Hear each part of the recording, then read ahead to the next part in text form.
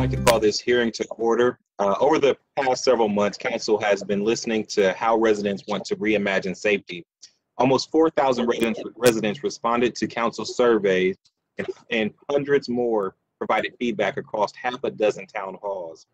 Residents overwhelmingly advocated for expanded youth initiatives, job training opportunities, and violence prevention efforts.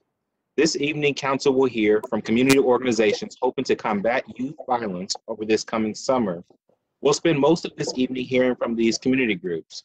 We'll hear ideas related to violence intervention, to job training opportunities, and other summer engagement opportunities for our youth. Most of the organizations we'll hear from tonight were solicited for a one-time rapid response grant opportunity. We know that summer is fast approaching, and it is critical to have community-based organizations leading the charge to engage young people as the weather warms up. And as federal dollars reach our region, we anticipate there being additional opportunities for nonprofit support. However, we felt it was imperative to advance these strong projects now. We know that summer is the most deadly time in our city. That's why Council is specifically focusing on summer youth engagement with these grants. No one, not any of my colleagues and I, or no one on this Zoom or hearing tonight, is claiming that there are any easy solutions to violent crime in 2021. We all need to make sure that if folks commit acts of violence, they are being held accountable for those actions. However, I'm confident in saying that Columbus will be safer and more positive youth if more positive youth programming is funded this summer. And so before continuing with this agenda, I'd like to recognize my colleagues who are here. Councilmember Priscilla Tyson, Councilmember Shayla Faber, Councilmember Mitch Brown, who chairs the Public Safety Committee on Council, Councilmember Emmanuel Remy, and President Pro Tem Elizabeth Brown. I want to thank all of my colleagues for attending. I'm going to quickly run through the agenda for the evening. First, we'll hear about summer opportunities offered by Columbus City Schools. We'll have Alyssa Clark, who's the Director for Curriculum and Instruction, who will share the vital information with us. Then we'll hear a video from Sean Stevenson and his group In the Violence about their work and plans for this summer. The Mayor's Office and Councilmember Mitch Brown announced support for their work at a press conference event a few weeks ago. We're excited to hear more about their work. Then we'll move into the community organization testimonies. Each organization will have 4 minutes to present their proposal. I told the clerk's team, well, not with all these people in here. It says I told the clerk's team to be tight with the buzzer, but I'm not saying nothing to Stephanie and to Adam Troy. But we would, because we have so many folks, if we could keep it to 3 to 4 minutes, that'd be great. Then council members will have the opportunity to ask questions. So we have Afrocentric Personal Development Shop, Columbus Urban League, Community Development for All People, Community for a New Direction, joint applications from the Community of Caring Development Foundation and St. Stephen's Community House, Highland Youth Garden, the Martin de Porres Center, Reaching Higher Heights for Life, Urban Scouts, and Warhol and Wall Street. And then we'll adjourn. So with that, I'm going to turn things over to Elise Clark, who's Director for Curriculum and Instruction from Columbus City Schools, to speak on their summer enrichment programming. Alyssa, the floor is yours. Thank you, President Hardin. Good evening. The Columbus City Schools Summer Experience 2021 will occur June 14th through July 22nd, delivering in-person learning with health and safety protocols in place, allowing students to attend on a daily basis. Rising kindergartners will experience full steam ahead. STEM-focused programming to assist incoming kindergarten students and their families so they feel confident and ready for success in school. Registration for this program will open May 1st. Elementary students will engage in mini camps designed in partnership with Franklin Park Conservatory and COSI, engaging students in standards-based instruction while fostering skills in critical thinking, problem solving, collaboration, creativity, and communication. For our middle schoolers, we have partnered with the PASS Foundation to create design challenge experiences in the areas of robotics, fashion, additive manufacturing, esports, computer science, cybersecurity, aviation, medical, and urban agriculture culinary. All experiences have a common focus of mathematics, entrepreneurship, communication, project management, and design thinking. For high school students, we have partnered with the Corda Institute for Teaching in the creation of social justice impact projects. Students will participate in engaging, deep learning experiences as they work collaboratively to solve real-world problems in their communities. Students may also participate in online credit advancement and recovery options. We are also offering a variety of academic programming at our Spruce Run Nature Center for middle and high school students. Our programming is inclusive and available to all students. There will be additional programming at sites to provide experiences for students who have additional needs.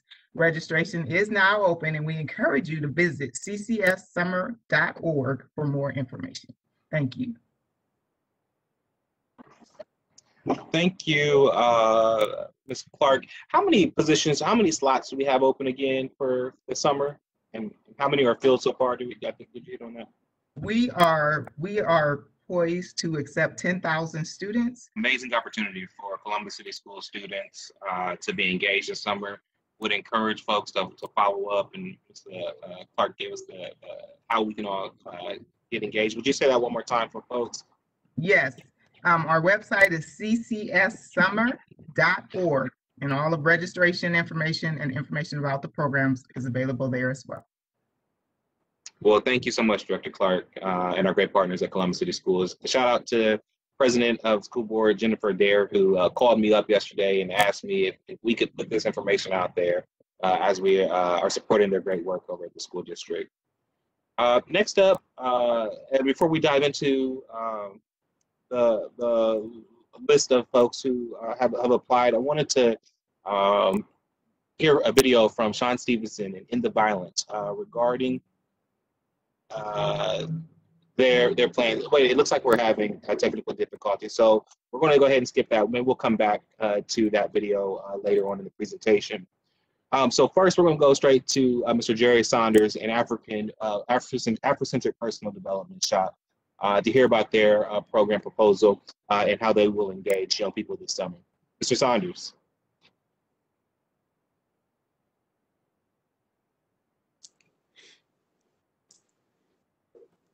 You're still on mute, acronym for that. There we go. We got it. I needed to unmute, so I'm sorry about that. Yeah, you're good now. First was handling it. Okay. So again, thank you, President Harden, and good evening to everyone. We have a program called Unique Community and Neighborhood Networks. And that program, the acronym is UCAN Networks, which makes it simple for folks to understand UCAN Network. And it's to work with 80 youth. It's a leadership program for kids, young folks age 14 to 24. And what our intent is to have 20 kids from each side of town. Just the last 2 months of last year, we worked as one of the community engagement agencies with Adam Troy on the north side and the west side and the south side. So we thought it was a good thing that all 4 sides of the city were working together. And our thought was to get youth engaged in this. So we would identify 20 youth on each side of town from the age of 14 to 24. And that would be 5 in each category. Those youth, they would meet once a week as the entire group, as the 80. And then they would also, and that would be for 1.5 to 2 hours. And then they would also meet during the week as each side of town to work on projects. And this would be a piece of just building a collaboration with the youth for them to communicate for youth of the future as far as future leadership. And also we would be giving them an opportunity to give input to us as the older adults of the leadership in the community. These kids, we would give each one of them a Microsoft laptop that they could work with so that they could communicate. The meetings would be scheduled virtually. The setup would be, let me start from the beginning, the setup would be ran by youth leaders. And when I say youth leaders, I'm talking about 24 years and above. So it would be a program director, a website developer, and a communications coordinator. Those persons would help select, put out applications for these 80s youth, and they would go to all the different programs. We're not trying to create a new program. What we're doing is connecting all the programs that are there and programs we've been working with before that we know they have youth leaders in those programs, male and female. They would meet, and their assignments would be to do project learning activities. And those project learning activities would go from safety, meaning anti-violence, personal health, home support in terms of chores and things like that. That includes personal development, education, and the education would range from kids who may have dropped out of school to all the way to kids who are prepared to go to school and those who are already in college. The idea for this website would be a resource place for individuals, so that, like she was just talking about, the CCS summer program, so that the kids would be able to connect to get all the resources that they need that are available here in Central Ohio. Parents would also be able to go onto this website to get this information for resources for the young folks. They would set up a blog, a podcast, use Constant Contact, Facebook, Instagram, and YouTube to address these issues. And each one of those groups would, as I said, have projects, and those projects would range from collecting and providing data for those own individuals, and those youth would be responsible for helping to collect data. That this data would go on the website that would be particular to the youth of Central Ohio, and it would include their family status. We would work on things like the politics, finances, programs with consequences, because when talking to some of the young folks that are out in the community that have been involved in the criminal justice system, we found a lot of them don't know the consequences when they're doing things. So it would be like a project. When I say a project, a learning project, a group would decide that they're going to go through, if a person commits a crime, different types of crime, what are the consequences? Person drops out of school, what are the consequences? And these would be projects that they would make presentations and we would put online for other people to see, and they would also share with one another. They would sign a commitment letter starting off about the computers in terms of if they can't complete the program. Our rate for success is we want to at least get 64 of the 80 students to complete the program. They would sign a pledge card that would say that they're not going to carry any weapons, no recreational drugs, and that they would complete all their homework assignments within that week. They would commit to 1 weekend of a training for nonviolence communication. It's an international training that teach folks how to communicate conflict resolution on there. They would also, those who are of age, register to vote, because we would have projects that they would all work with. They would also make a commitment to, they call it each one teach one, that whatever lessons learned they would pass on to a peer, and that person who is the program director would be monitoring that they pass it on to a peer, and the peer person that they're passing it on to, they want to encourage them to pass it on to another peer. And so this would be a chain of those lessons learned going forward. I found that we get a lot of data, and I know I read a lot of data about youth and family involvement, community involvement, but it's not always specific to our community unless it's about numbers. But I'm talking about information about whether they're in a single family home, how they feel about their situation there in the home, what are their thoughts about education, thoughts to be able to do the education in a different way in terms of classroom structure, and the things that they learn, to actually get the opinions of the youth and to categorize these things, to keep data on this. That's the reason we would keep a website developer there consistently, where they can put the surveys out to the young folks and we collect those back. That would be a major part of it, working with the kids 14 to 24. And then I know that it indicated 14 to 24, but when we did the program before the community engagement, we had quite a few young people, 12 to 14, that were involved. And so I would like to try to add a second program if it's allowable, because they are under 14. And then we had a litter program that we were doing, that we would work with 30 kids. They would do 4 hours per week. During those 4 hours, about 3 hours of picking up litter, and then the other 45 minutes to a half hour would be a mentoring session for them.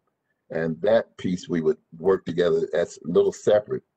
At the end of all of the the older kids, the 80 kids, then we would want to do what is called a virtual community conversation with Mayor Ginther and possibly 3 other adults in the community. Leadership in the community might be a council member, police chief, someone like that. The youth will be deciding that. And then 6 leaders on a panel where they could have a discussion. And that discussion would be open to the entire community, not everyone involved, but those 10 there involved, and invite the entire community to visit that. On the podcast or whatever the case may be, I would think that the youth would put a name on there. I came up with the name, Do You Want to Be a Millionaire? And that's not do you want to, that's do you want to be a millionaire? Something catchy that I know gets the interest of children. I've been in presentations with young folks, with athletes, and most of the time you think the athletes are going to draw the attention of the folks, and they do. But I've also seen people who there, one guy said, I'm a millionaire, and I saw the attention that the kids, they just focus right in. So while that's a suggestion from an older guy, do you want to be a millionaire? I would look to the kids to try to put names to the podcast. And if they're on the south side, what would be the name of their leadership committee? North side, but all total, it would be a name that we would have for the whole group, whether it's the UCAN Youth Leadership Group or Youth for the Future, or whatever name. I would want them involved in putting a name to it that they would have some ownership and feel good about it. And the other piece is, while it's a 5-month program, then we would be committed to extending it past the 5 months to get funding so that this program can continue on. And if you notice with the different ages, folks could graduate out of the program and just move up a level, and each one would be teaching one. So we would have the different levels, and it would be going ongoing year round. I think that pretty much covers it. And when I talk about the resources on the website, it would be like all the programs that are on here now, other programs that we do have in the community. It's not so much creating new programs, but just making it so that they have access to it and that the youth feel that they have some ownership in the development of the community. Thank you, Mr. Saunders. In total, how many youth, young folks will your program serve? 80 youth would be in that leadership cadre, 20 on each side of town, yep. And then 30 youth in the 12 to 14 that would be working with that. And now these kids would get stipends. Now to make sure that we got them, that they would make a commitment, and for the younger kids, 14 to 16, it'd be $40 per week, 17 to 19, $50 per week, 20 to 22, $55 per week, and 23 to 24, $60 per week. And that would be the stipend that they would receive. And of course, that would be tied into the pledge that they would be making about no weapons, no recreational drugs, and completing their homework assignments, all those things. And those things we would use to also measure the success of the program. Thank you, sir. I want to shout out also Deputy Director Craig Stone, who's here from the Public Safety Department. I see. Thank you for being with us. Do any of my colleagues have any questions for Mr. Saunders and APDS? Councilmember Tyson. I do want to add one. Okay, I'm sorry. I'm sorry. Thank you, Mr. Saunders. Are these programs for both boys and girls? Yes, definitely. Okay. Yeah. Thank you. Yeah. We would be looking for the Commission on the Girls. RISE, all of those, or the BOLD program, all those programs. And the folks who would handle the litter piece would be Men for the Movement. They did a great job for us in the last 2-3 months of the end of the year. So I just want to make sure we try to continue that program with those young folks. I hate to just leave them hanging there because they did such a great job. But yes, boys and girls, and we would move forward with that. Thank you. Council President Harden. Please. Good evening, Mr. Saunders. Thank you for your presentation this evening. Just wondering, you mentioned that the idea is to have 20 kids from each side of town. Are you going to lean on community leaders to identify those students, or what will the outreach look like in order to garner the attention of the students? Yeah, we would put the application out and put it on the website also. But we would be looking for the schools to help, the churches to help, the organizations that are already involved to help provide those leaders, because we would want, actually, I know we're talking about working with all children, and we would want all children. The ideal would be their leadership ability and their, that they want to get involved. And so that's the reason I said project learning also, so that they can pick some projects that they would work on that they would have to accomplish before the summer is over. And that might be 2 or 3 projects for each group that they would choose. I have some ideas, but I would share with you that I'd like for the children, the young folks, to be involved. Okay, thank you. And then when I say young folks, I want to say, I know they can be too young, 13, 14, they got ideas. I do know that, but I'm talking about on the leadership, and I'm hoping that people don't look at this as me being age discrimination, but I would want those directors to be, somewhere between 25 and 35, 40 years old, somewhere in that area there, to provide the leadership for them. And if there are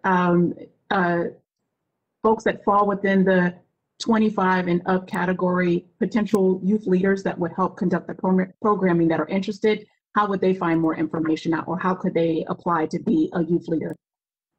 Okay, now I'm a little one-sided on that, Councilwoman. I have already identified some individuals. Okay, all right. Provide those services on there. And they're dynamic individuals. I've already talked to them about it. I actually started talking to them about this a few weeks ago before I got the note from City Council, from President Harden.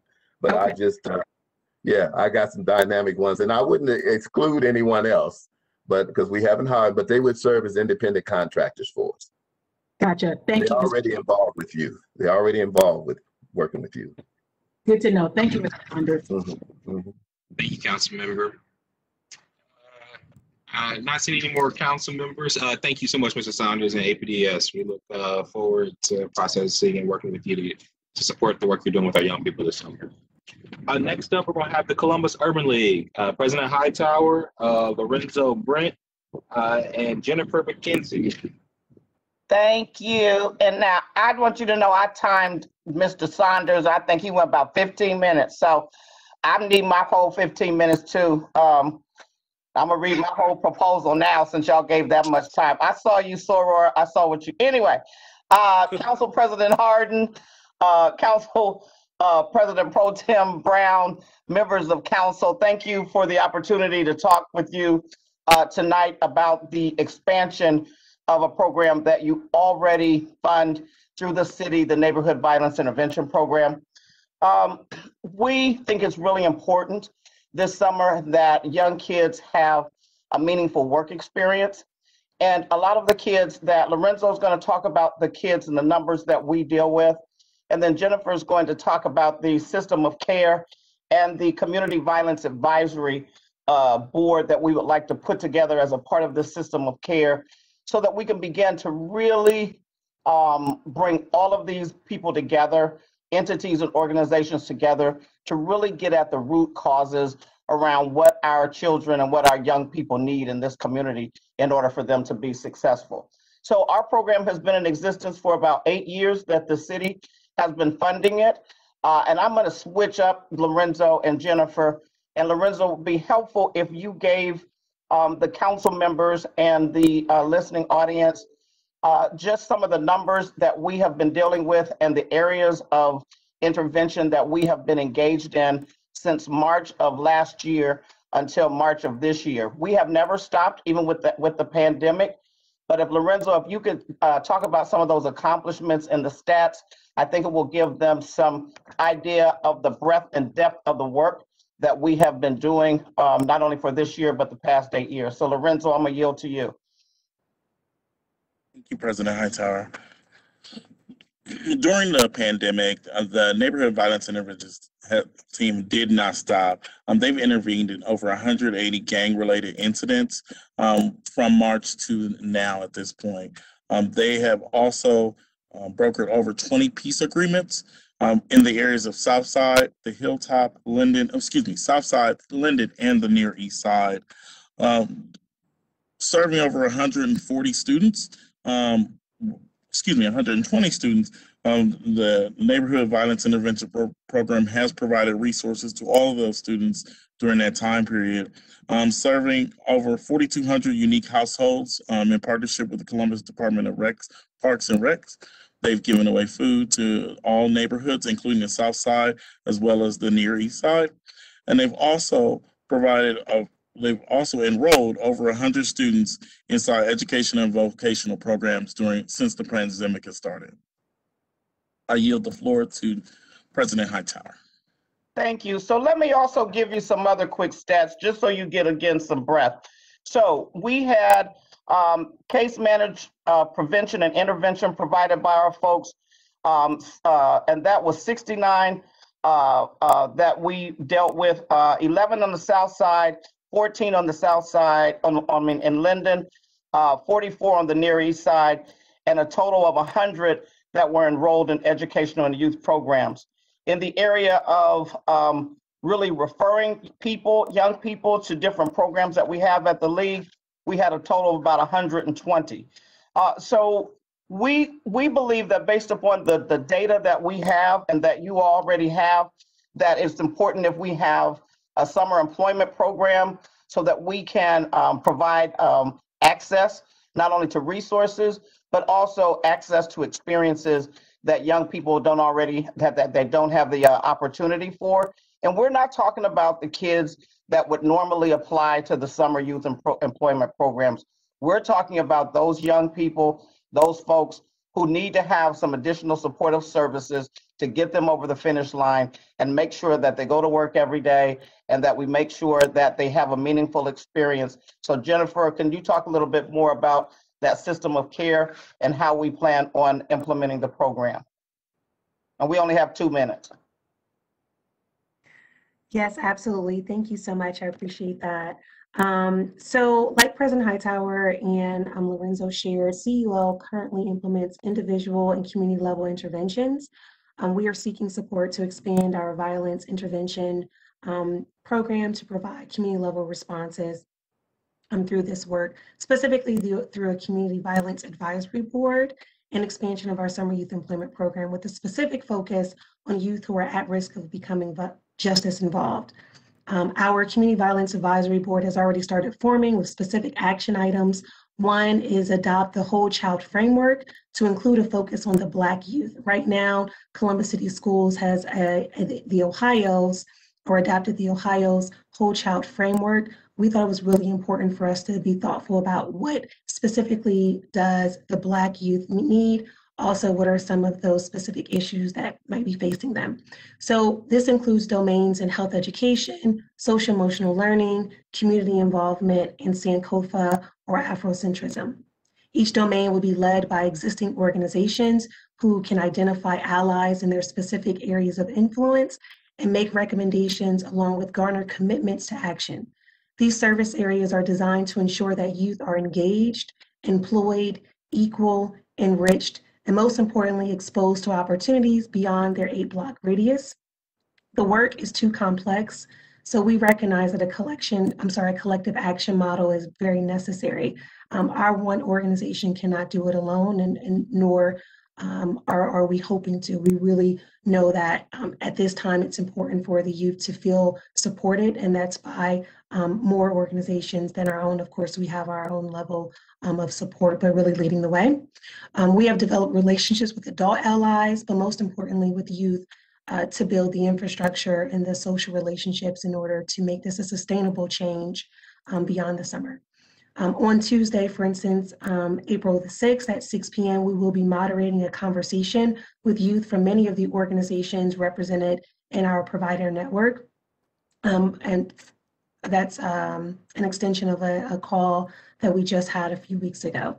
We will continue to find ways to bring youth into the conversation, planning efforts, and action items. We will have 40 youth who will be enrolled in our WRT University that focuses on developing skill sets and mindsets necessary for successful employment. We will also include a clinical therapist who will facilitate group discussions to explore issues facing youth in a way that elevates youth voice and develops self-expression. And youth will earn up to $15 per hour for this work. I yield the floor to President Hightower. Thank you, President Harden. That was just barely over 4 minutes. That was perfect, Council Columbus Everly. Oh no, great job. I'll open up to questions from my colleagues. Councilmember Favor. Thank you, President Hightower and Lorenzo and Jennifer for your presentation. President Hightower, you mentioned that this program wants to specifically work with our youth that might not already be involved in leadership programming, also known as Opportunity Youth.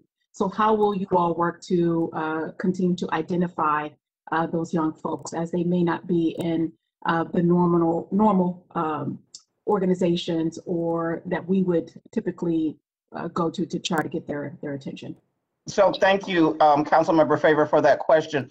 And you're absolutely right. That's why what is so great about being able to expand our programs. Lorenzo, how many young people do we have under case management right now? Currently, we have 130 students in case management currently. So Councilmember Favor, we will go to those 130 that are in case management. These are the young people that are hanging out at the hotspots. These are the young people that are already in gang-related, that we're doing gang-related interventions with. These will be the young men and women, Councilmember Tyson, that our current NIV workers are already engaged with. They've already built those relationships with them. And so the unfortunate part is while we have 140 in case management, we based upon the dollars, we're only thinking we would only be able to employ about 30 at that $15 an hour range, and we still need some additional dollars to be able to do that. But if we could get all 140 in there, if there was the money, we could do it. Okay, thank you, President Hightower. Council President. Please. Thank you. I apologize. I'm on, my camera's off. I just wanted to chime in, not with a question, but to say thank you for committing to $15 an hour for these positions. I know that can be hard to do from a nonprofit standpoint when you're trying to make all the dollars work for as much program as possible, but it's really important, and not a surprise at all that you would commit to that, but just want to add my thanks. No, thank you. And if we're going to talk about financial literacy, what we need to be able to do is give them enough so that that they will understand about earning money, so that when we are talking about financial literacy, what's important there, and about equity. And this is about equity as well. So yes, 50, we wouldn't even think about it. I mean, we don't do that with adults, so we wouldn't do it with our young people either. Thank you. Well said. Awesome. I'm off camera right now, but I also want to say thank you for that, because if you're going to talk about financial literacy, I always tell people you can't talk about financial literacy when you don't have any money to be able to save or think about investing. So as you're beginning to pay young people $15 an hour, that's pretty significant, and it gets them on beginning a track of having more money, how to save money, how to think about investing money. So I appreciate that you're doing a financial literacy that is with paying them a wage that will allow them to think about how to save some of those dollars. Thank you. That's awesome. Well, thank you, Columbus Urban League. We appreciate the work that you've been doing in the community, keeping young people and keeping our community safe. We look forward to working with you this summer and going forward. Thank you, President Harden. Thank you, council members. Yes, ma'am. We'll next hear from Darlene Scheid from Community Development for All People. Thank you, Council President Harden, and council members for your time tonight. I am going to work on keeping that 4-minute limit as well, as is a good precedent that's been set. I'm here to talk to you tonight about our work on the South Side with the Children's Defense Fund Freedom School program. We are in our 10th year, and we think that this is the most crucial year to expand our efforts and serve over 100 children, grades K through 8 on the South Side and largely throughout the city, but our locations will be on the South Side. So we have a long legacy of working with the Children's Defense Fund in a national model of freedom schools. We're one of 100 sponsor organizations across the country to use this pretty rigorous curriculum surrounded around STEM and literacy to help kids not only prevent the summer slide, but gain one to possibly two, we've seen it before, grades in their language arts, reading, and social studies, awareness and skills. And so this year, we've been operating at Lincoln Park Elementary for the past 9 years. And this year, in our 10th year, we're hoping not only to expand to Seabird Elementary, but also support some of those summer experience sites here on the South Side. So we, as an organization, have remained open through the pandemic as learning extension centers throughout the South Side, serving close to 100 scholars throughout the school year. And we want to extend that. And through our Learning Extension Center experience, we have been able to really establish strong partnerships with our Columbus City schools and the faculty there. And through those conversations, I think that we would be a really great complement to extend the summer experience that CCS is offering. They're offering it from 8 a.m. to 1. And we're hoping with the expansion to wrap that around to provide all day programming in addition to a Friday program that's centered around Freedom School.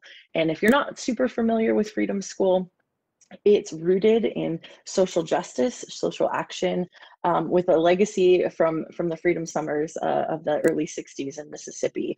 And so it really makes sense for us, especially on the South Side, for our kids to be more connected to their community and to know that they're change agents in their surrounding. And we do that by in a couple different ways. We start with the engagement around these thematic things in our curriculum. I can make a difference in myself. I can make a difference in my family. I can make a difference in my community, in my country, in my world. And finally, I can make a difference with hope, education, and action. And what we have found in using this pedagogy is that our scholars first get interested in their community by the read aloud guests coming to share their favorite books and answering questions about their careers. And I'd like to shout out, President Hardin and Councilmember Brown for being past read aloud guests and answering a myriad of questions. Most common is, what's your favorite color? So we have strong color teams at Freedom School. But through those community connections, our kids start to expand their horizons. And then we go a little deeper with our curriculum and with our parent engagement every week, offering parents classes and meetings and building community first in the parental cohort and then connecting it to their community by bringing in resources and information that they might not be aware of or know about. And then with our scholars, we broaden that community interaction and connection with social action. So we encourage them and equip them to go out into their community and find some of those justice pieces that they believe are bubbling up, whether it's violence in their community or addiction issues or hunger or just some child poverty. Those are some examples of some of the social action items that our kids have built their agendas around. So we do all summer learning about whatever social action and justice piece they'd like to address. And then we have a celebration day, what we call a day of social action. And our scholars are able to go out and exercise whatever their involvement is. So we've had marches, we've had awareness days, we've had resource fairs, and these are all planned and organized by our scholars. As the adults in their lives, we help equip them and bring in the resources that they might need, but these are very scholar-driven projects. And we know that this is working because we have seen the action, we've seen the results in action. And then also when the school day comes around, in the fall, teachers are seeking us out asking, did this kid go to Freedom School? Because they're not the same kid that we saw in May. and they're ready to learn, and they're eager about what they're learning. And so we believe that we have a proven product, and we know that this year, by the work that we've done in the Learning Extension Centers and the work that we're doing in the community, that this is the most crucial summer for our generation of kids. So we are committed, and we are ready to expand and to work with our partners. And we're excited to invite the city in on this work to help us get our kids ready for the fall, and also connect them more deeply and meaningful to the community. Thank you, Ms. Darlene, for one all your work on the South Side, but thank you for being with us. One quick question. I think then Councilman. Sure. Somebody else had a question? Hearing somebody's voice. Sorry. Darlene, you talked about parental cohorts. How important is and can you talk about the work that you do with the parents of our Freedom School kids? Yeah, sure. So we work with our parents. It's important to have connection with them each day. And so we do morning check-ins with them at the cars, in the parking lots. We're working to innovate that as COVID kind of keeps going. We're getting really innovative with our parking lot sessions, just checking in to see how families are doing. And with those check-ins, that kind of informs what our weekly meetings are. They, in the last year, have become almost parent group therapy around challenges that they're seeing and how can we support one another. And so those weekly meetings evolve first into kind of that community, like I said, like a therapy session, but the check-ins and the cohorts, they kind of inform like what the next week is going to be, whether it's bringing resources to parents or asking a parent to share their journey and how they handled it and how they navigated whatever challenge we see that's kind of bubbling up. And so it's pretty interesting how the bond happens year after year. We've got families coming back. I think some of the parents come back just because they want to be connected to the parents, and then Freedom School is the bonus for them. Thank you so much. Any questions from my colleagues? That's my favorite. Ms. Darlene, I'm not sure if I missed this, but I think you said there were about 100 students already. Yes, ma'am. Well, actually, we're hoping to expand to over 100. We currently serve 65. That was exactly my question. If the expansion was just the availability of the programming, or would it also include more students? So the goal is to get to 100. Yes, yes, ma'am. Thank you. Thank you, Councilmember. I think now we have the video that we were talking about at the beginning. So Sean Stevenson runs an organization called End the Violence, and they were able to send us a video to talk about their plans for this summer. Ms. Angie, do we have that ready to go?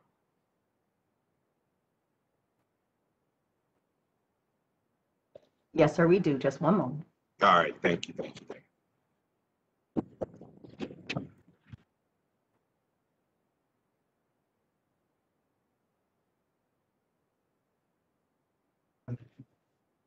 Whenever you're ready, sir. Yep, we're ready to hear it.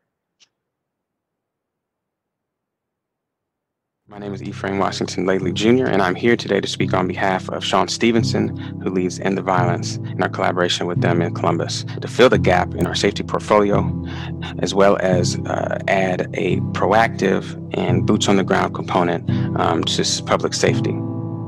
We also would like to talk about and bring up the fact that we do plan to bring another National Safety Summit this summer to Columbus. With that said, we'd like to give special thanks to the Columbus community and the City Council engaging with us, and engaging with what works, and engaging with a proactively designed unit that is hands on the ground, that is engaging, and that invites institutions and public safety and civilians even to come out with us and see the difference, feel the difference, hear the difference, versus simply just trust what we or anyone else puts on paper.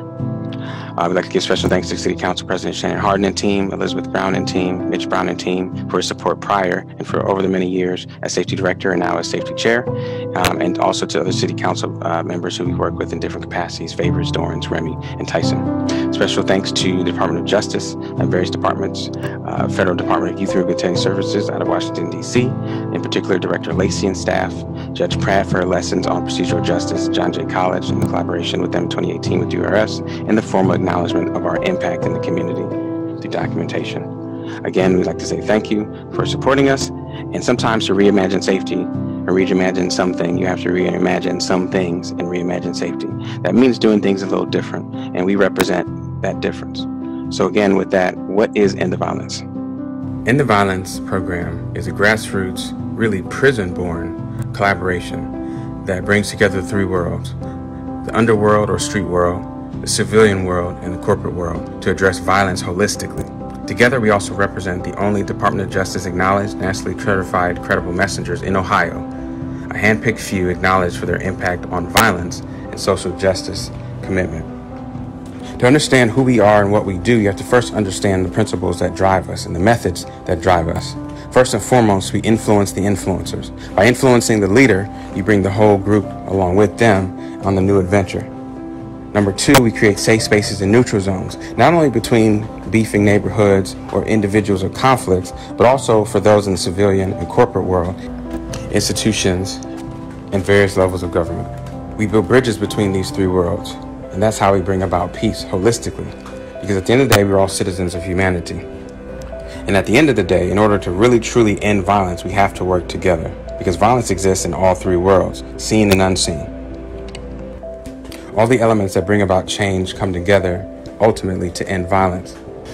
Whether it's crisis intervention, violence prevention and disruption, providing housing and transition, mentorship, job readiness, and job creation, we work together with the community and various entities and bodies and institutions to bring about change, and ultimately to bring hope to people who've been hopeless, hope to people who have been counted out, hope to those who feel as if and have been told and ultimately shown that they've been counted out. So when you ask who we are and what we do, we represent hope to the community.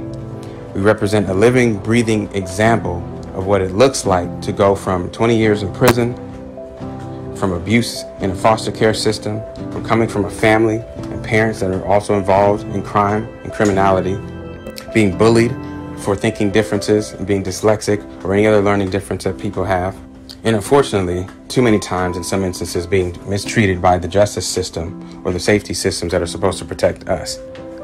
The reality is we are the ones that the community call because we've engaged with them. By engaging, we gain trust. By gaining trust, we gain influence. By gaining influence, we gain the ability to actually make a difference and stop shooters from shooting, to have families, brothers, sisters call us, knowing that we're not going to take their freedom, but give them freedom, while maintaining client privilege of their sensitive information and circumstances.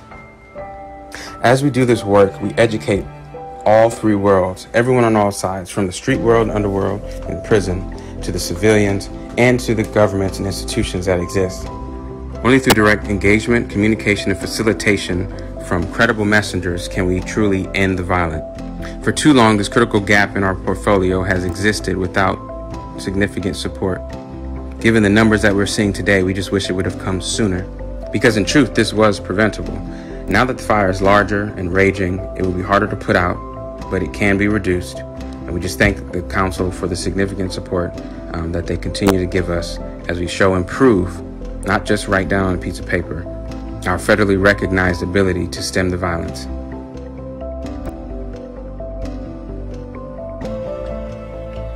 My name is Ephraim Washington.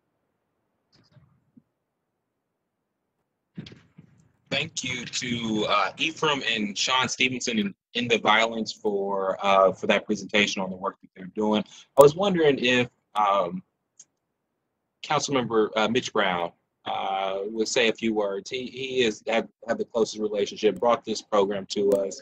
We're excited to continue to fund and support this work, remembering, and this is a good reminder, that we all play a role in different types of engagement to keep our community safe. So, Councilmember Brown. I messed you up. I called on you, didn't tell you I was going to call on you. Thank you, Council President. I'm going to speak from the past primarily in regard to what we're talking about going into the future.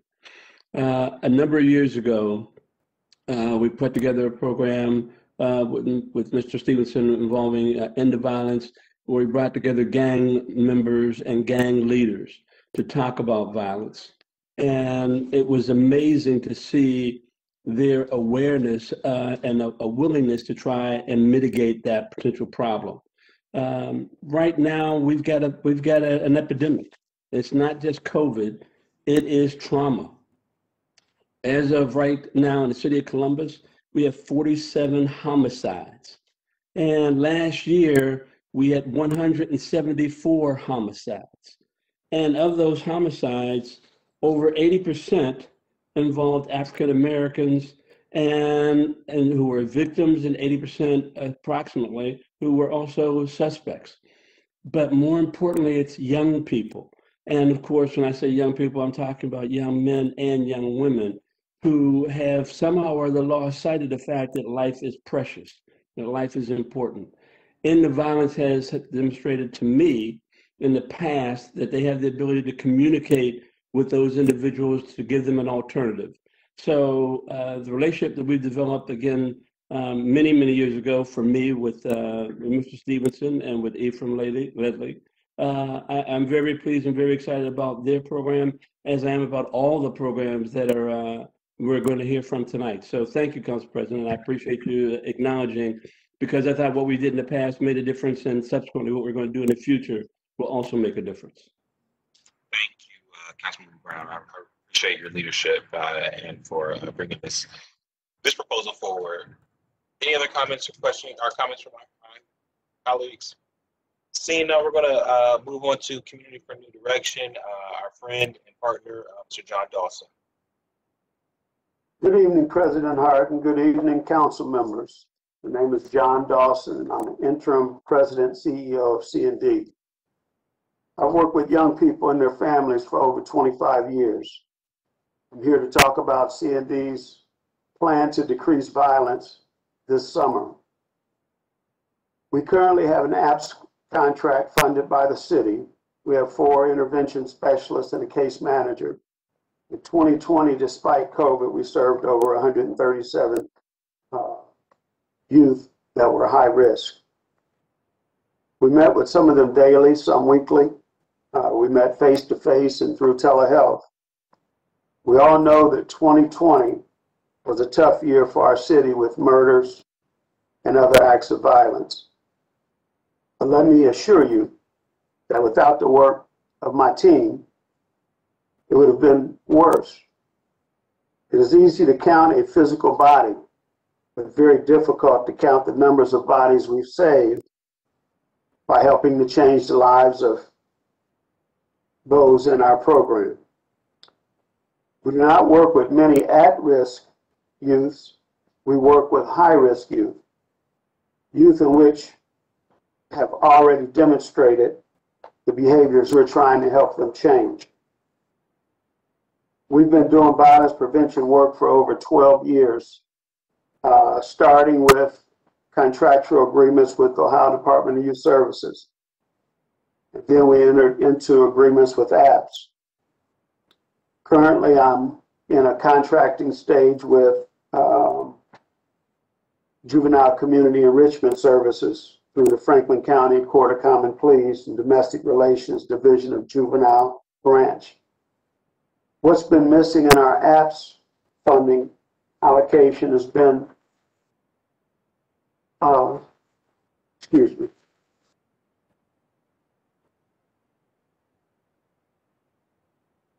what's been missing with the APS funding allocation, this funding that we're discussing this evening, with supply, a means for us to include alternatives to violence.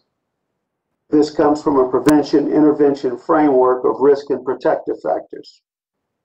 We will submerge youth and young adults into social activities that will keep them busy, having fun throughout the summer, not hanging around those that are causing societal problems. C&D is a state-certified prevention, state-certified and nationally accredited mental health and substance use disorder program. And as my peer at Columbus Urban League talked about stats. Last year we had, looks like 108 kids and families in case management. We linked 117 with vocational programs. We decreased number of unexcused absences by 35. We had 67 youth graduate. We had 161 youth achieve at least 2 goals on their individual service plan. We made 2,188 phone calls and email contacts. We disrupted 64 potentially violent incidents. We had 21 gang-related incidents that were diffused. And then we also engaged a total of 204 youth with individual intervention workers. We're really change agents. And to be a change agent, you have to look at the whole person. So we've provided clothing to some. We linked some with drug and alcohol treatment. We linked youth with employment. Some lacked health services, so we linked them with the health system. We help with housing and help pay for utilities for quite a few families. We served over 1,500 students during a COVID year as an entire agency. And currently, I'm working with a lobbyist that we employed last year, and we're working on expanding our apps program through congressional dollars.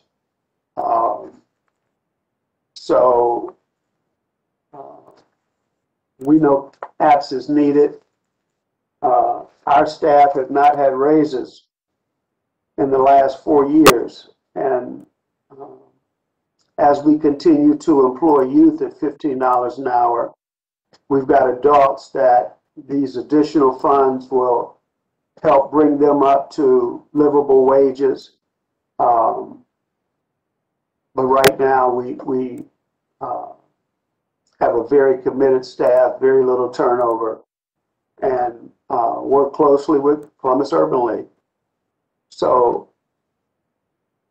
I yield the floor back to you, President Harden. Thank you, Mr. Dawson. When I came out last summer, I met with some of the folks that you were working with. The number one thing I heard was the importance of those vocational programs, or having the work to give to them so they can, have some resources, have some money. Can you talk a little bit more about, you said you connected 84 of our young people to vocational programs? Yes, so a lot of those were employment directly through the city. A lot of them really scattered. We have kids at different fast food organizations. We have them at gas stations. We have them doing custodial work. Our intervention workers are almost case managers as well, even though we have case management. But they go throughout the city always seeking employers that are looking for young people, and they vouch for them. So anywhere we can get a kid employed, we do, because we know that relates to increased self-esteem. Increased self-esteem typically brings better outcomes and less jeopardy of losing that. Again, we begin interviewing next week for city employment. Some of the summer program dollars that you've already committed, our team for the last 3 years have been a part of that interviewing team. But again, what I'm doing is a little different than what I've heard other presentations doing, when you look at risk and protective factors, you're really looking, you're doing an assessment of what do they have in their lives that bring them to be high-risk individuals, and what do they have in their life that are protective factors. And so we want to enhance those protective factors and address the risk factors. And one that we all know is, and it's been exacerbated through COVID, idle time. They don't have anything to do. And quite often, they don't know how to have fun. They don't know alternative enjoyment because their life spent on the block. And that's what kicks the endorphins. We want to introduce them to things they can do and have fun and have less risk and consequence. And I really believe, as we've done it in other programs, and we've done it for many years, kids really become change agents to somewhat what Jerry talked about, to their peers. We have a program that we've done for over 30 years called Young Ambassadors of Peace. And the whole design of that program, we do it in 9-week increments, is to send out waves of ambassadors in 21 different Columbus City schools. So every 9 weeks, you've got kids who have learned how to manage themselves without violence, teaching other kids why and how. And they also sign a commitment to do so. Well, thank you so much, Mr. Dawson, for the work that you're doing. It's been a long partnership with the APS program, and we just appreciate you. Are there any questions from my colleagues? Let me say one more thing. We are also currently partnering with Department of Neighborhoods doing an LEC over at Milo Grogan, which again is very important because our kids do not have the assistance at home as many other kids do. So these kids are with us from 8 to 2:30, and I'm getting ready to start another one. I was approached by a Columbus Foundation, and we'll facilitate that one at our office and potentially provide a summer school environment, which again will keep kids off the streets. And I think that's what we all want to do. You're right, sir. I appreciate your work. President Hart, I'd like to just add a few words. Please. Thank you, Mr. Dawson, for being here. And I appreciate you speaking to the fact about kind of protective factors that and other factors that our children are dealing with, and how you really look at the whole child to understand how to help them to move forward. So I, for so many years, we've worked together, but I certainly appreciate what you're doing and the kind of programmatic way, how you're getting a true understanding of our children's lives and what to do to move them forward. So I thank you for your service. Thank you very much, Councilwoman Tyson. All right. Next up, we have a partnership between the Community of Caring Development Foundation at New Salem Baptist Church and St. Stephen's Community House. And I think Mr. Adam Troy is here to speak about their program. Mr. Troy, the floor is yours. Thank you, President Hardin. I trust that you can hear me all right. Yes, sir. A couple of quick preliminary remarks. I'm not giving credit to Stephanie Hightower for being in the 4 minutes. We all know that at one point in time, she was among the world's fastest humans. I think her bar should have been raised. It should have been under 3 minutes. So Steph, I ain't letting you get by with just the same measuring rod that everybody else had. So understand that. Secondly, let me say this. Sometimes stuff just happens organically, and I was sitting and listening and certainly watching. And obviously the pandemic did a number on all of us. But part of that silver lining, Mitch Brown, is that it gave people like Ephraim and Sean Stephanie and Jerry, I had an opportunity over the past 12 months to work with all of them in a collaborative fashion. And so thank you to each one of them, because certainly individuals and the families inside of Linden benefited from that cross-pollination. So just wanted to make sure that we had some underscore there. We just didn't blow by things that sometimes just happen right in front of us. And we don't take the time to be appreciative. Again, let me say to President Hardin and members of council, certainly on behalf of my community partner and co-laborer, Marilyn Mahaffey, and the St. Stephen's crew, as well as those in Linden, not unlike many other communities who from time to time certainly feel misunderstood and marginalized. We thank each of you for the opportunity to add voice and context to the Reimaging Safety hearings this evening. As it has been stated, while no one program or individual, certainly in Linden, claims to be the single source solution for many of the challenges our community faces, we are offering the reboot of a program we successfully operated in partnership with St. Stephen's under the auspices of the Department of Neighborhood's 2020 Youth and Community Empowerment Grant Initiative. We call that program the Linden Sports Leadership Academy. Here's a few of the numbers to share with you from that program. 48 young people participated over the course of 6 weeks, totaling 36 hours of programming. Youth in that program were certainly provided a safe and nurturing environment, as well as positive adult role models. They were also provided opportunities to learn new skills, basic chess, martial arts, basketball, life skills, as well as financial literacy. We watched improvement in terms of participants' ability to express themselves verbally, minus 3 and 4 letter words, I'll have you know. We watched them build self-confidence, enhance active listening and following directions inside the classroom structure, and understanding social skills. One Academy encompasses approach to tackle safety and violence prevention through targeted programming youth from 14 through ages 23 that reside primarily in Linden. Here's the outline of the current program. For those younger teens, 14 to 17, we are proposing to operate a weekly 5-hour intensive youth program that fills the applied life skills gap needed for success, that cross-pollinates, as my man Sean would say, that cross-pollinates between the streets, academia, and our professional life. Introducing a sport and its ability to have accountability within a team setting creates a desire for success in athletics and also in academic life, as well as the classroom. Our coaches are very adept at using role play to achieve skills necessary for the corporate world.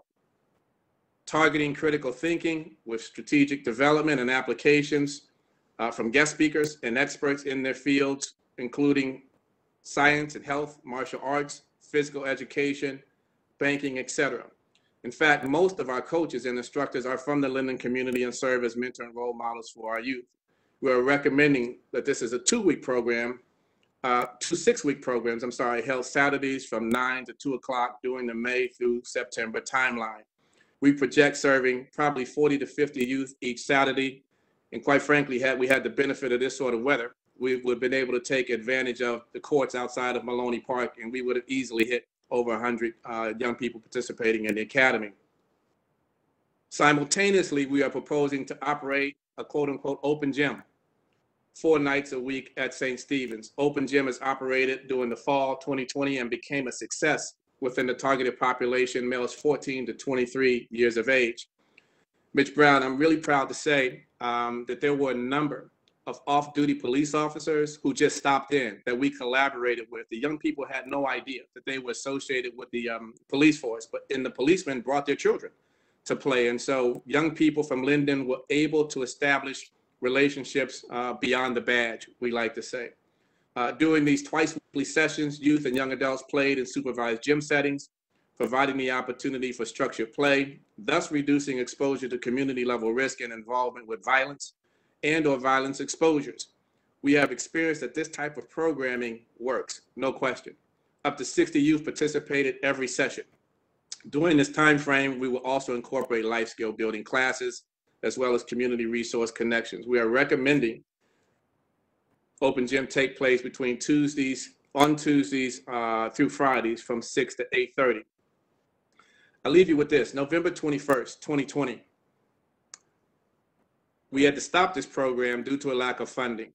2 weeks later, in that same time frame, between a Tuesday and a Thursday, 6 to 8:30, we lost a 14-year-old to violence in the street. Alternatively, he would have been with us during those days, during that time frame. Since that time, and I leave you with what our team has continued to carry forward since that time, and that commitment is that we want to make sure that the lack of access is never reason that a young person can't choose peace. I'm going to yield my time there, and certainly respectfully want to thank you on behalf of, again, my colleague, Marilyn Mahaffey, the individuals and the families throughout Linden. And, we look forward to addressing any questions, additional considerations. Thank you. Thank you, Mr. Choi, and the Community of Caring Development Foundation at New Salem in the partnership with St. Stephen's Community House. Turn over to my colleagues. Councilmember Favor. Hi, Mr. Choi. Thank you for being here. I was wondering, I think I might have misheard you. The programming would be, you said a weekly 5-hour programming. Is that all on Saturday? Typically on Saturdays, yeah, typically on Saturdays. It's when we have found that the bulk of the parents are able to bring the young people there. So yeah, typically on Saturdays. And do you find that transportation is a barrier for students? Amazingly, we thought that to be the case with our pilot. Councilman Favors, didn't happen. Young people found ways to get there, and the parents actually began to show up in, because it was concentrated in Linden, I have to think neighbors brought neighbors, that sort of thing. So transportation never became a barrier for participation. And how will you adjust in this COVID environment? We will probably simply increase the same protocols we had in place. So for example, with respect to the academy and even an open gym, it wasn't a situation where you could come, as we like to say, through the front door. You had to come through the back door. You had to knock to get in. Everybody had to sign in. All temperatures were taken. Everybody was forced essentially to wear masks as well, particularly when they were not playing. Hand sanitizers were readily available in large cases, but we also gave out individual hand sanitizers as well. And to our knowledge, that seemed to work pretty well for us. So we would just keep those same protocols in place, probably with a little increased intensity though. Thank you. Mm-hmm.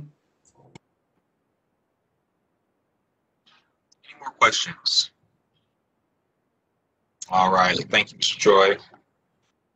Appreciate you. Absolutely. Absolutely.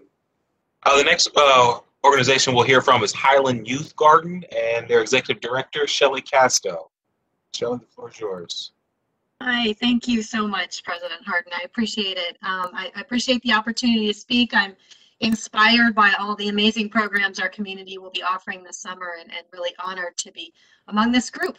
I am the executive director of Highland Youth Garden. We are a half-acre urban farm dedicated to growing minds, growing food, and growing community in partnership with our neighbors in Highland West on the hilltop. And as you know, this neighborhood struggles with food insecurity, underemployment, avoid in extracurricular and educational opportunities, as well as violence, substance abuse, and human trafficking. And we have a lot of experience working with at-risk youth in this neighborhood and ask for council's investment as we all work to support young people this summer. So we have been located directly across the street from Highland Elementary School since our founding in 2009. And we are also right across the street from the city's future Early Learning Center on the hilltop. We are so grateful for the city for this investment and cannot wait to welcome those 200+ preschoolers to our garden very soon. Our history includes offering children gardening, STEM, and nutrition lessons that supplement Highland Elementary's curriculum. But we are committed to growing our impact to support the whole family and the whole child, which includes teenagers. So in 2019, we were fortunate to receive support from Battelle to launch a summer youth employment program we call Green Teens. This program offers a group of 12 teenagers the opportunity to develop their leadership, community service, and agricultural skills while earning income for their families. They learn about the real life issue of food insecurity, help us grow and harvest food, and set up and host our free produce market for the neighborhood. They also provide important mentorship to younger students who come to learn at the garden, assisting our after-school students and field trip group visitors. And they had the opportunity to do some career exploration with fellow gardeners and community leaders across the city. So for instance, last summer they met with Dr. Julia Lynn Walker, who's the founder of the Bronzeville Growers Market, and they talked at length about food justice issues. So last summer during the pandemic, we had a smaller group, but we partnered with Impact Community Action to identify some high needs youth who could benefit from the experience at the garden. While it was a smaller group than 2019, there was some really depth of impact. So for instance, we had one young person who had experienced significant trauma while growing up in the Highland West neighborhood, really directly around the garden in that immediate block. And was able to reclaim a sense of control in that very place where they had those experiences. This teen emerged from the experience with a much greater level of maturity, focus, and optimism, and has remained in touch with us over the winter, consulting with us as they plan their next steps in life. So I see that as a model demonstration of our impact, and we want to see more of that this summer. So given the success of this experience and thinking about the great need we know teenagers will have to reconnect and rebuild skills following their extended isolation during this pandemic, we are committed to ensuring that we have at least as many green teens working with us this summer as we had in 2019. This summer, we are partnering with the city's APPS program to recruit, hire, and place teens at our site this summer. We have submitted a request for funding to council to support staffing, transportation, and supplies for our existing program. If, however, we are fortunate to receive a positive response both from the city and from one of several other grant requests we have pending right now, we would like to double our staffing for the summer to allow both a doubling of our Green Teen registration from 12 youth to 24, but also to serve more elementary and middle-aged children in the neighborhood through our garden club and preschool storytime programs. Our Green Teens support those programs as well and get experience being the big kids, you know, around the younger kids as part of their experience with us. So in short, support for a Green Teen program doesn't only benefit those teens, it has a positive impact on those younger children. And also the families who benefit from the free produce market that the teens organize and host for us. So when asked about the top 3 things they learned during Green Teens in 2019, one of our teens said, number 1, to open up more. There's a world of people out there to meet. Number 2, gardening is not all bad. You just have to work to make it fun. I love that one. Number 3, you can learn a lot if you open your mind to it. So those are, again, great impacts. That's what we like to see. I also want to take the opportunity to convey our thanks to Council for your past support of Highland Youth Garden. A grant sponsored by Councilmember Tyson allowed the organization hire me and gave us a big boost toward building our capacity as a professional organization with lots of promise to expand our impact. We are ambitious and we want to do a lot of good in that community. So please do consider supporting our request. We have some amazing teens in our neighborhood and they really need the opportunity to serve as a positive force for change in their own neighborhoods. So thanks for your consideration. Thank you, Shelley, for telling us more about the program and the garden. Would you run through the numbers again for us real quick? Under the current proposal, you would be able to hire a certain amount of students, our young folks, who would then help us engage another number of young folks. Could you tell me those 2 numbers again? Yeah, so we already are lined up to accept 12 teens who will be paid through the APPS program. And actually, some of them will continue with us into the fall, and we will directly pay them to work with our after-school youth. Before this RFP came out, we had some pending requests to support that existing group of 12 teens. If this application plus one of those other 3 applications come through, then we'd like to push further and bring in 24 teens. Okay. And instead of 30 elementary kids, we'd have 60 elementary kids. So. Okay, on the hilltop. That's great. Are there any questions from my colleagues? Thank you, Shelley, for the work that you're doing. We appreciate it and look forward to going through your application. Thanks. The next organization that we have up is Martin de Perez Center, and the director, Yahara Rose, is with us. Council President Harding and members of the City Council. I'm so honored to be present to you today as a potential partner for reimagining safety in our community. Thank you so much for the opportunity. And I'm also have been so inspired by listening to every single person and every single project that has been presented today. My name is Jahaira Rose, director of the Martin de Porres Center, and the center is a ministry of the Dominican Sisters of Peace, which are religious sisters who founded the Ohio Dominican University, Shepherd's Corner Ecology Center in Black Lake, and the Dominican Learning Center and Adult Education Center recognized by the Council in 2018. From our Columbus offices, the Dominican Sisters of Peace have founded more than 25 ministries worldwide. So as you can tell from our name, peace is in our passion and our business. Our sisters live in 43219 neighborhood near the St. Thomas the Apostle Church. We have a long experience with the Latinx community, serving in many forms. So 10 years ago, the Dominican Sisters of Peace were invited by Common Spirit Health to be part of a new violence prevention effort.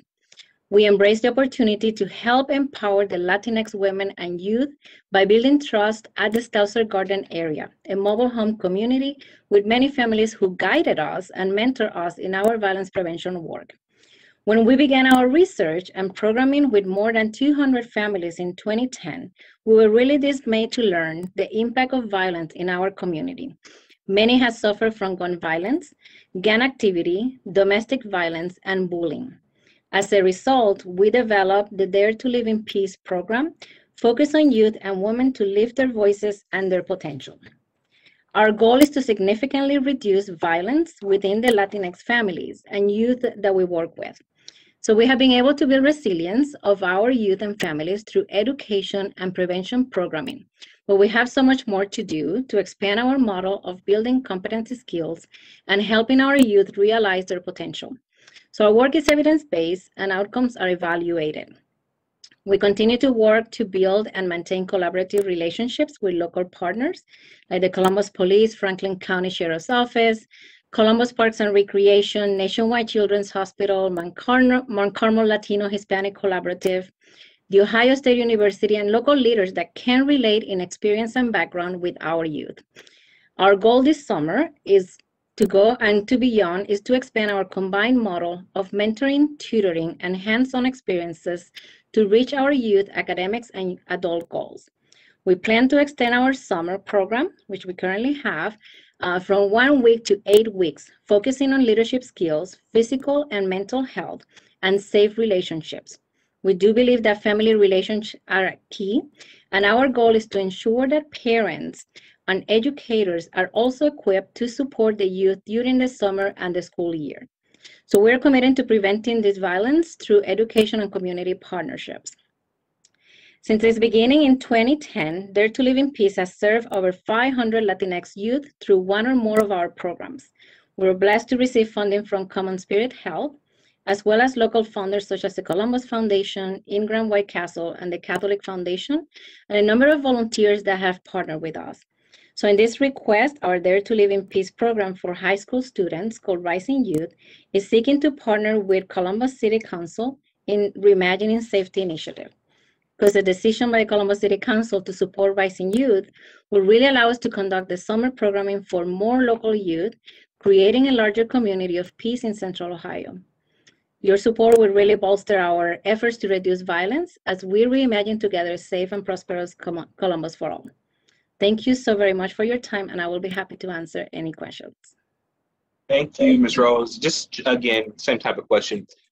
With these dollars from City Council, I heard one part, you said you could go from a 1-week program to an 8-week program. How many youth are we think that we'll be able to serve the summer with funding for the program? Thank you so much for the question. So our 8-week programs, what we're trying to do is serve about 25 kids per week. So in total, it's about 200 kids.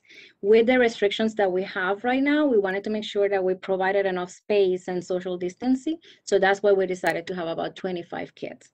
Now, a kid may, one of the participants may come every week or may choose to come 1 week or another week. So we're just going to open registration for students to register and participate on the weeks that they want. Thank you. Do any of my colleagues have any questions? Ms. Rose, thank you for your presentation. So is the goal to try to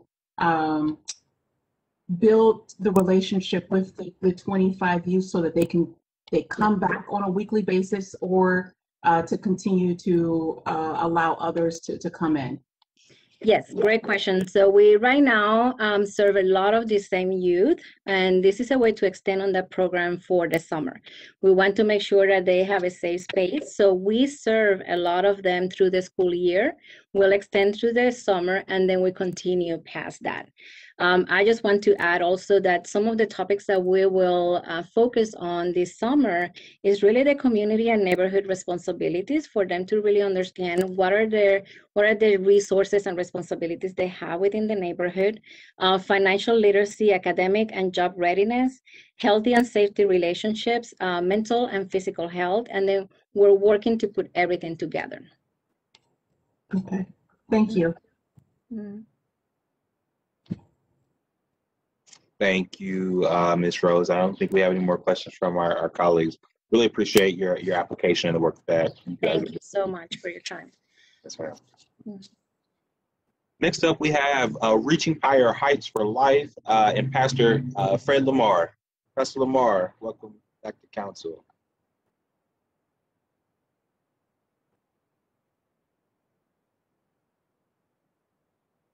All right.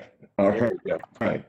Okay. I want to thank you, President Hardin, and want to give a shout out for what y'all. Oh, let me see. Hold up. I done messed up.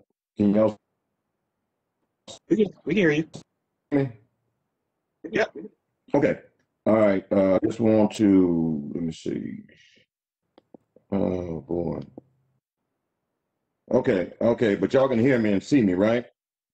All right, I want to just give a shout out. Thank you for all that you do, and I thank you for the academy at the fire academy. I want to thank all of you and your colleagues and the mayor for all that y'all do in the city, because a lot of it goes unnoticed. And I want to thank all of these organizations on here that that we work with. We work with the CND. We work with the Urban League, we work with the APDS, we work with Sean Stevenson, Church for All People, AUS, Rickenbacker Woods, and Columbus City Schools.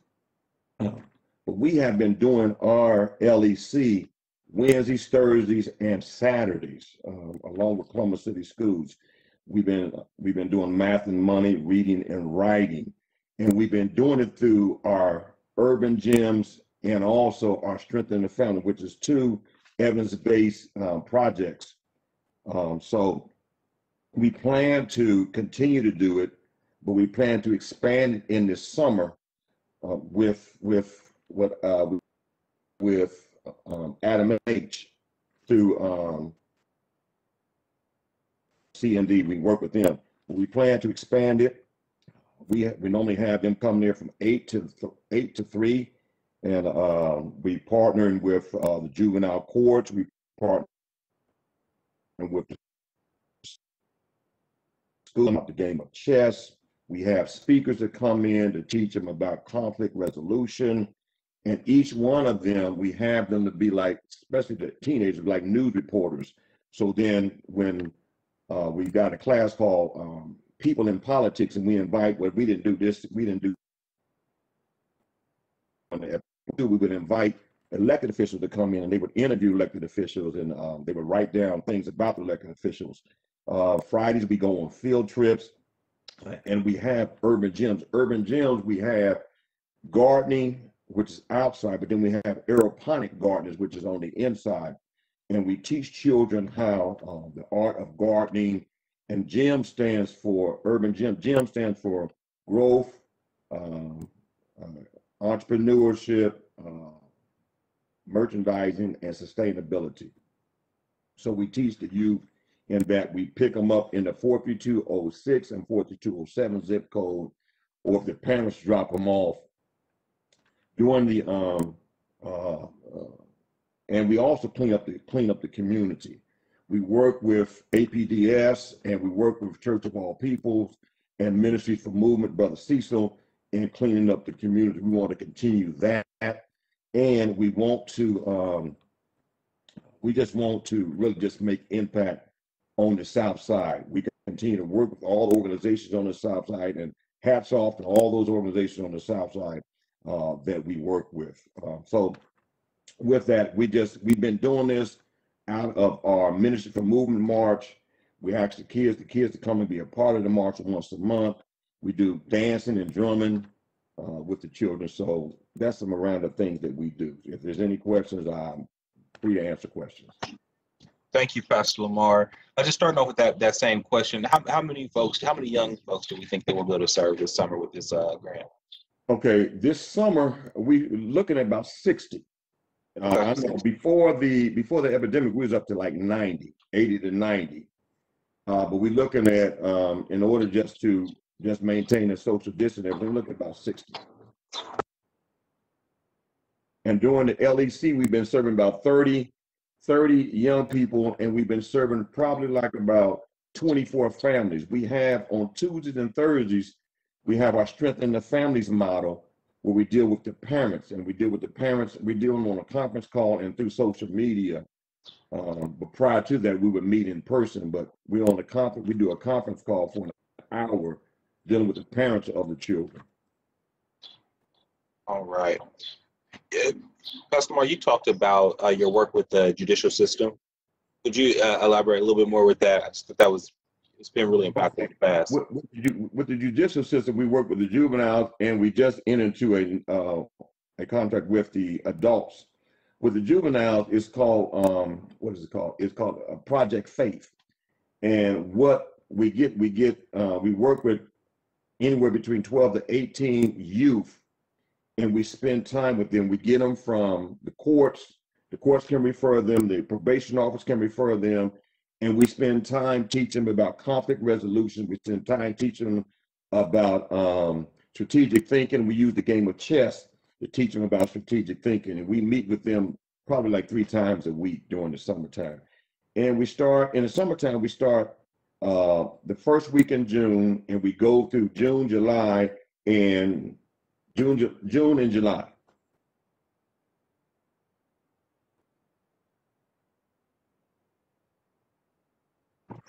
Thank you so much, Pastor Lamar. Any questions from my colleagues? Pastor Lamar. Oh, go ahead. I was going to say Pastor Brown. No, we'll go with Councilmember Brown first and then go to Councilmember Favor. Yes. Oh, I apologize. Ladies should always go first. That's all right. Pastor Lamar, would you speak to the issue of the hour-long phone call you had with parents? Okay.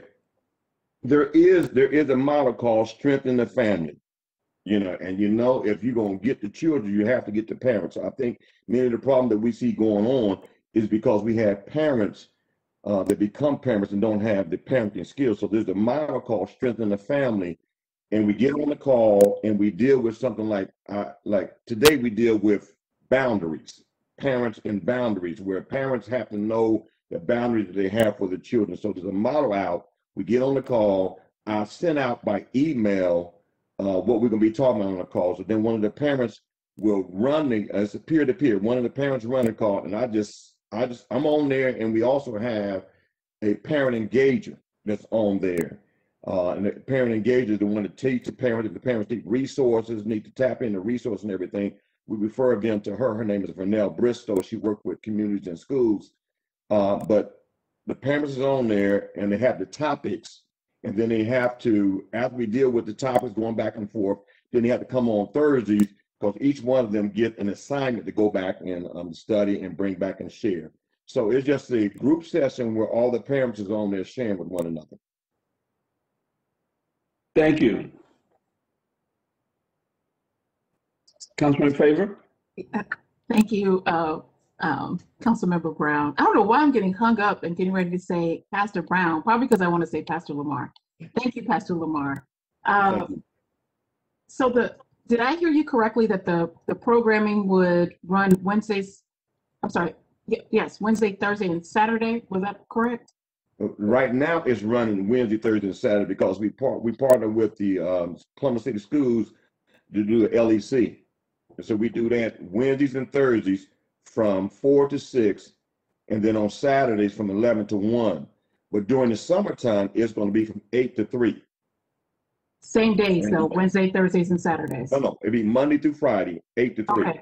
Yeah. Got it. And then how will the expansion include Adam H? What component will they add to the programming? Well, Adam H right now, they give us funding to teach about drug and alcohol prevention and school retention and whatnot. So they give us funding for our teachers and whatnot.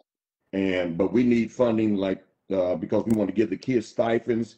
We want to give some of the teenagers jobs. And then our urban gyms instructor, the funding, we lost the federal funding on that. So that would give funding for them to teach as far as on that. Okay. Will there be any educational components to talk about drug prevention and such? Yeah, the urban gyms is an educational component altogether. You deal with math, you deal with the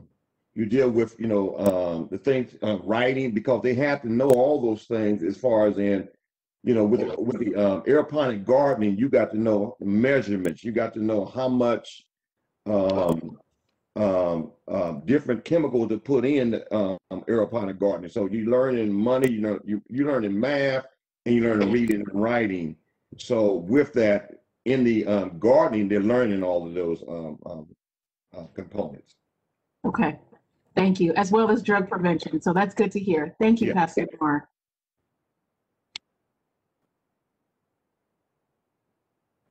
Pastor Lamar? Yes. One additional question for you. Yes, sir. The participation with those young folks learning how to play chess.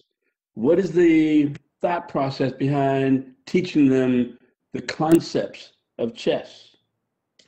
Well, it's a long story because every piece on the chessboard represents something.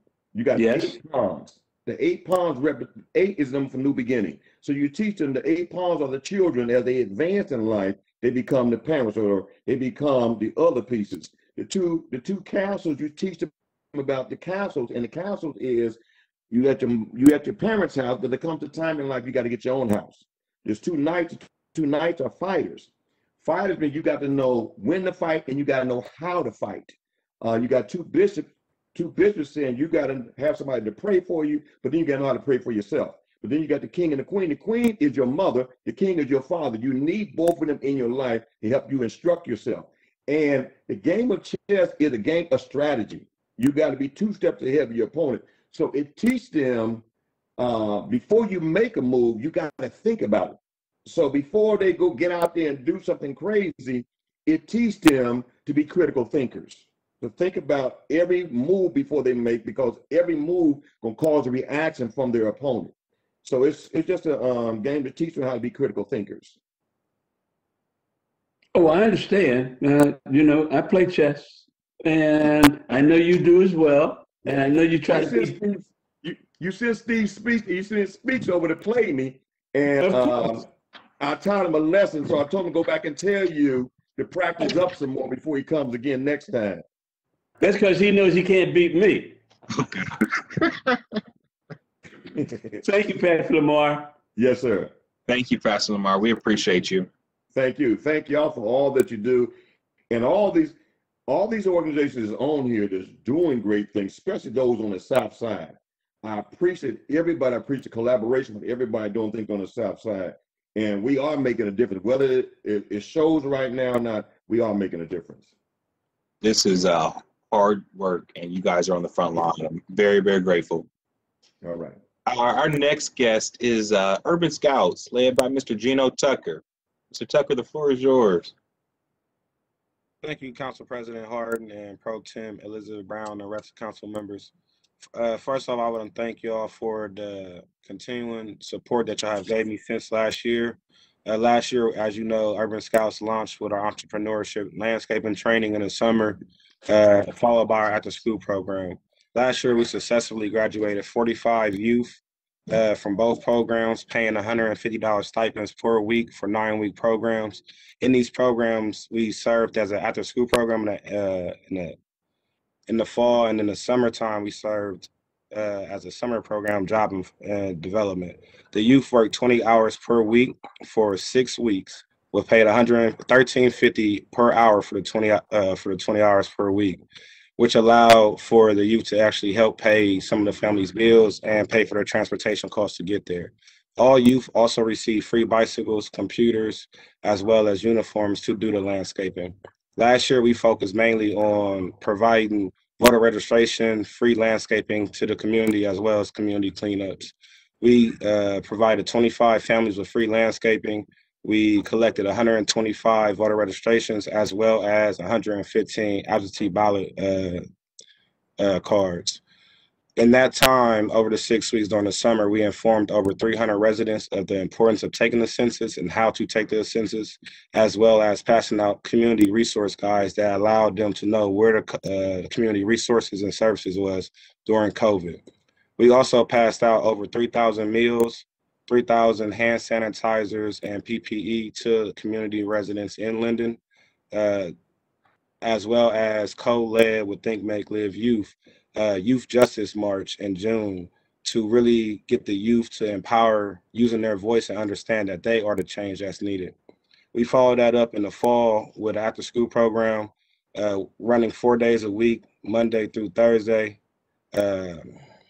Tuesday through Thursday, 3:30 to 7.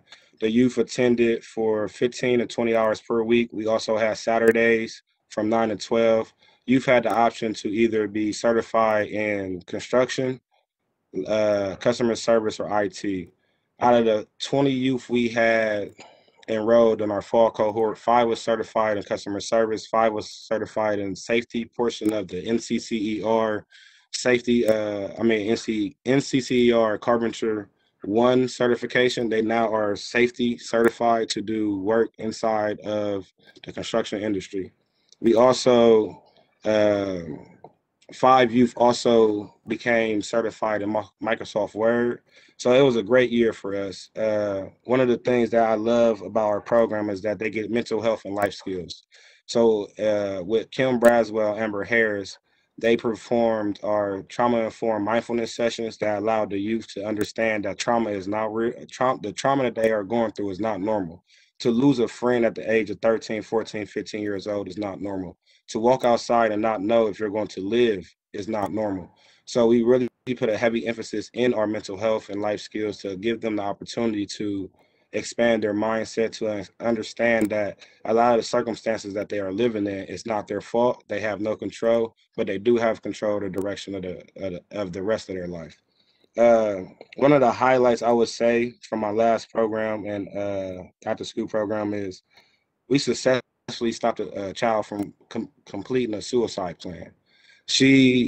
One of our, Amber Harris is a licensed counselor, and she successfully stopped that young lady from completing a suicide plan before she even got started. And we created an assistance plan that allows her to know where her support was, how to get support, and who she needed to or who she wanted to reach out to and support.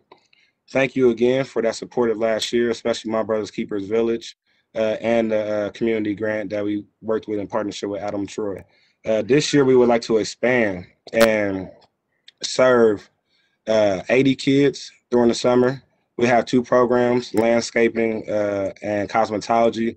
At the age of 16, young ladies can get certified in braiding and shampooing. We're working with Miss Angie, that's what I always call her. We're working with Miss Angie. She has 27 years experience in the industry, and she would be training the young ladies 16 and up in shampooing and braiding. The goal behind this is to make sure that our youth have pathways in either direction. So all youth will be taking the entrepreneurship and small business certification, as well as the customer service, retail, and sales certification through Rise Up. These certifications will allow them to have credits going to their high school graduation, so they'll be working with 9 credits that they can serve as their elective hours. They also will be doing 1 day of mental health and life skills in collaboration with Amber Harris and the City of Columbus Public Health Division, Drug and Alcohol Services, Miss Ashley Garcia.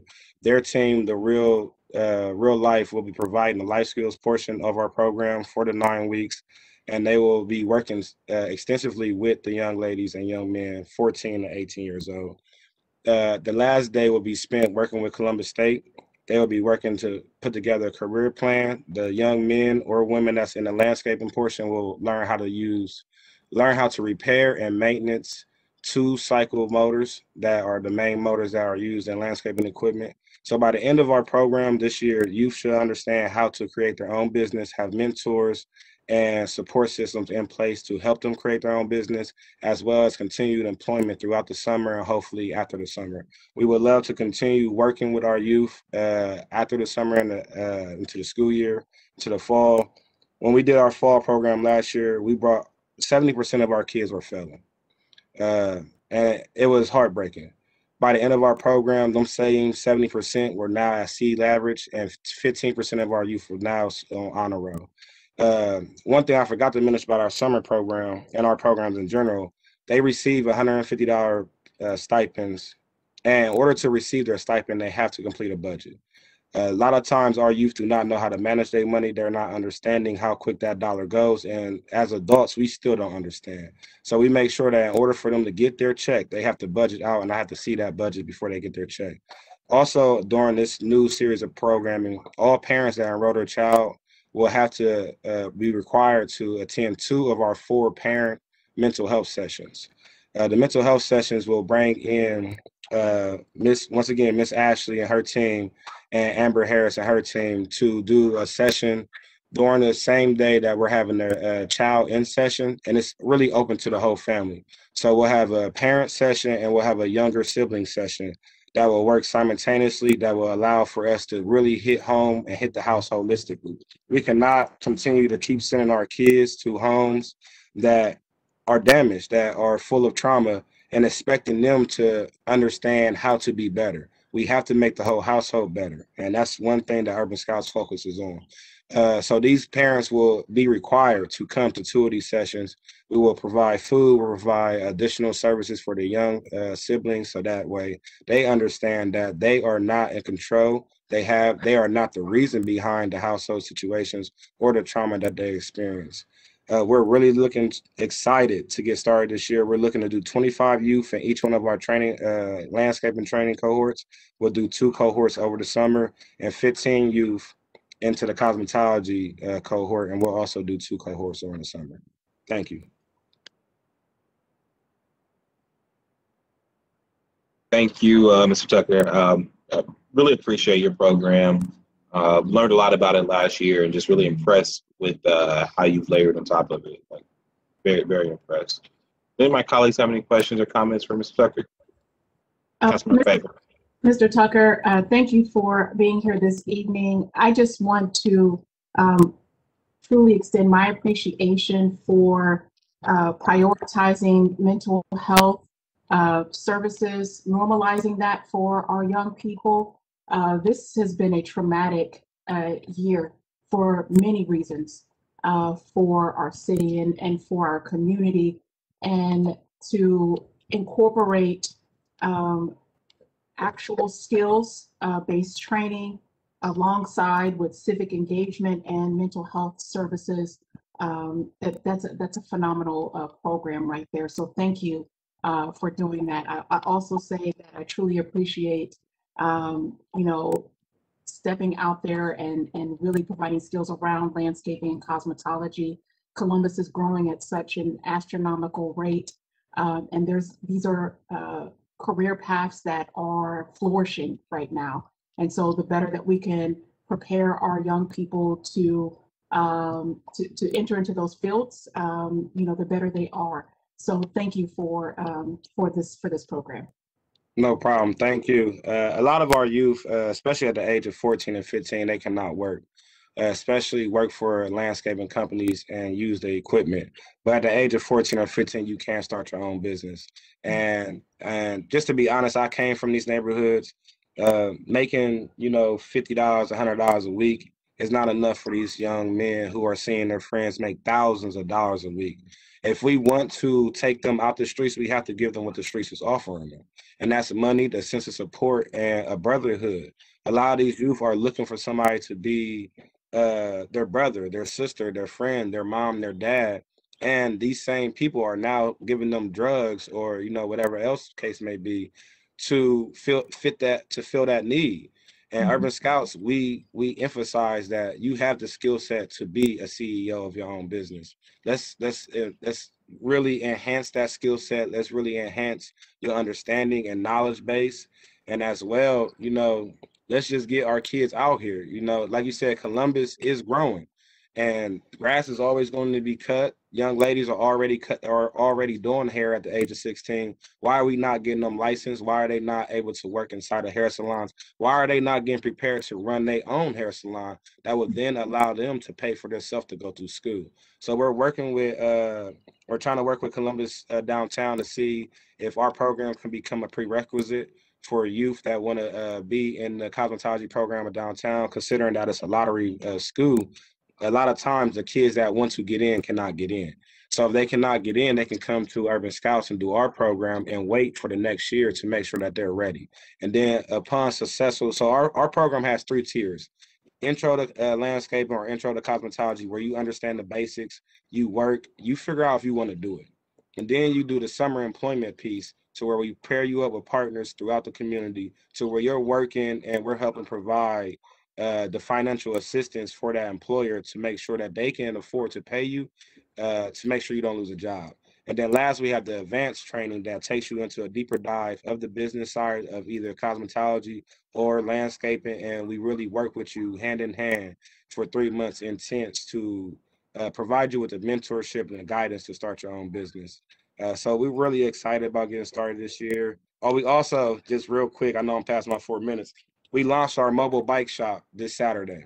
The mobile bike shop is a trailer that will come up in low-income communities. We're partnering with Park and Recs this year to provide free bicycle maintenance. We're giving away free bikes, free fuel, and we ended with a community bike ride, whatever park rec we're in that community. We really want to get the youth, the young adults, and the older adults really cycling safely, understanding how to ride, understanding that the streets, they have the same rights in the streets that the cars do.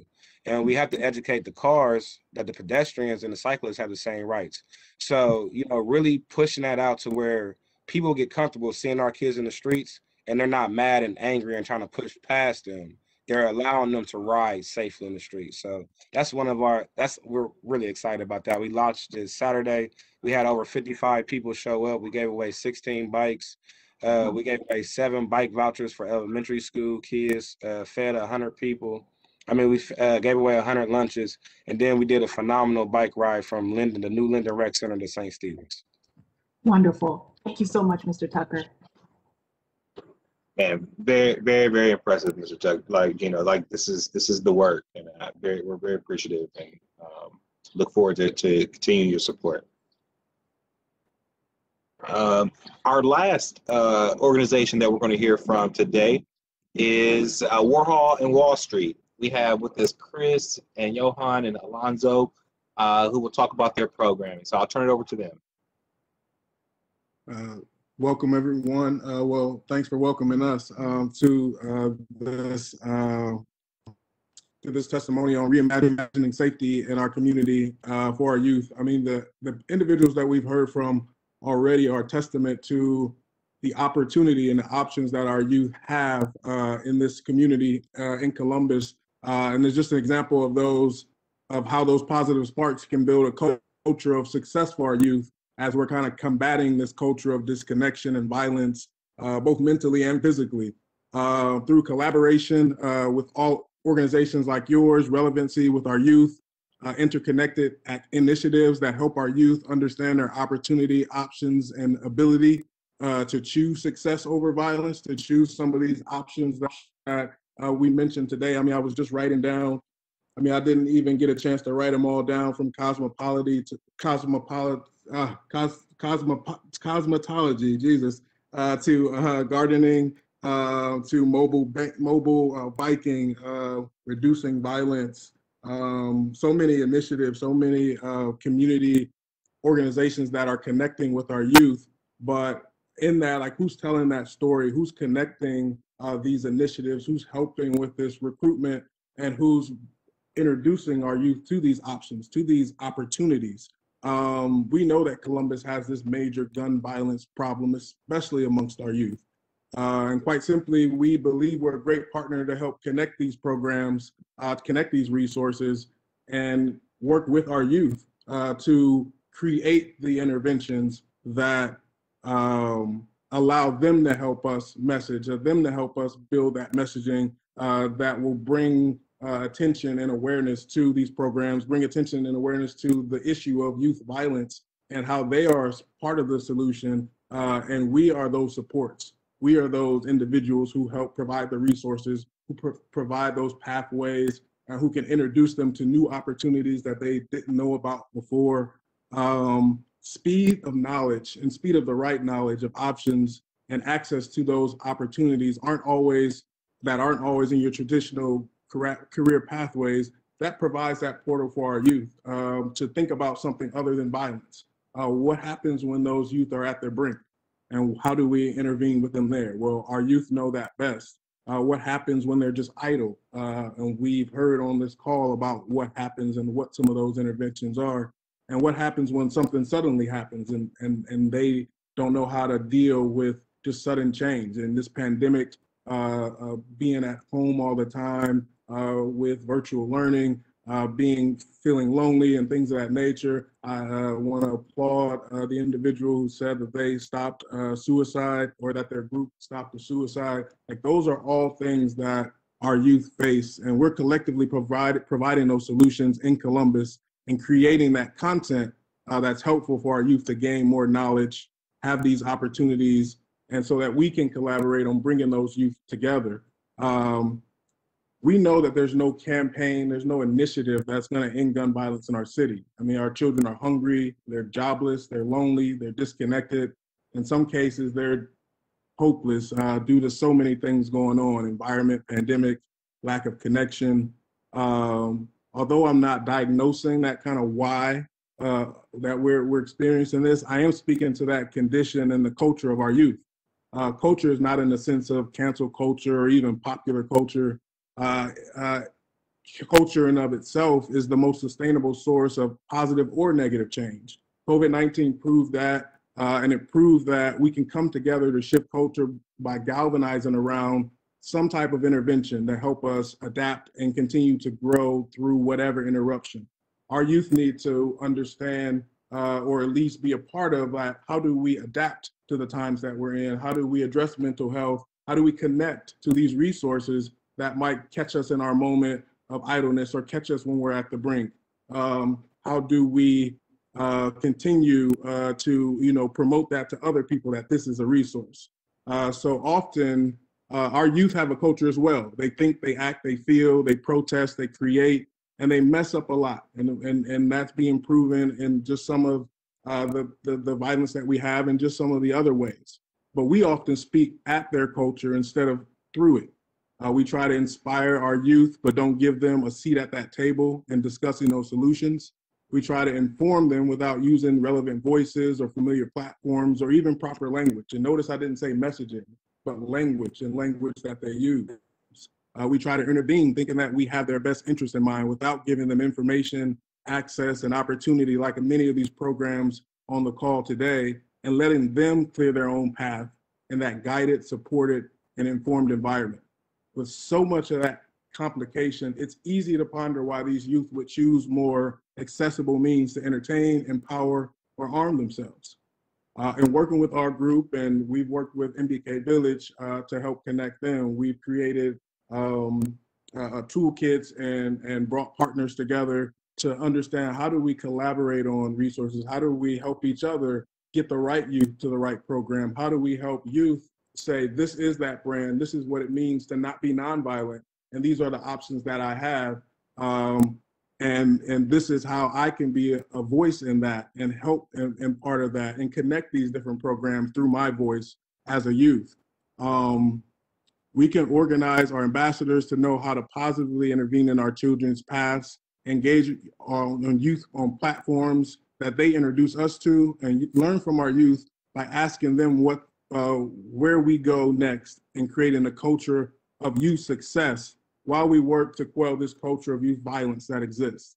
We propose to connect our groups together around inspiring them by being able to be that convener amongst our programs, amongst our efforts and our resources amongst mental health and other agencies, by providing that platform and that opportunity for youth to create that, for one, but two, for them to be participants in connecting other youth, and for those organizations as well, all of us as mental health providers, as community organizers, to have a toolkit of success on how do we engage our youth and catch them at their moment of intervention and redirect them to all of your resources, to even things in new industries that they're not thinking of, like fashion, through the Columbus Fashion Initiative, Venture Suite and technology, Urban Accelerator and the Content Factory, and so many other actual real opportunities, even travel and tourism through our Experience Columbus. They're looking for individuals to understand what it means to get into travel and tourism,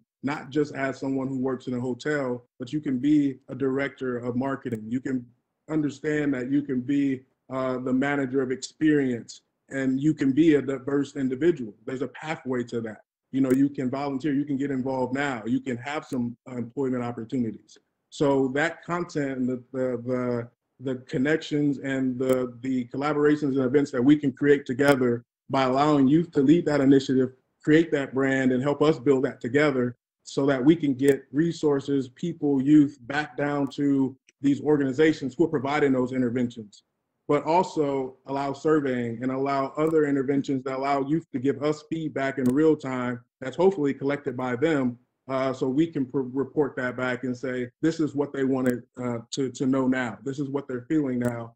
This is how collectively they're moving this movement or this brand together to access those resources that you all have, to create new resources because they made connections together, and to just promote what it means to live a life of success and have those options and those opportunities versus a life of violence because you just don't have that awareness or you don't have that right intervention through those resources that you all are just told us about today, and the others like even NCUS and others who are doing that work in the community.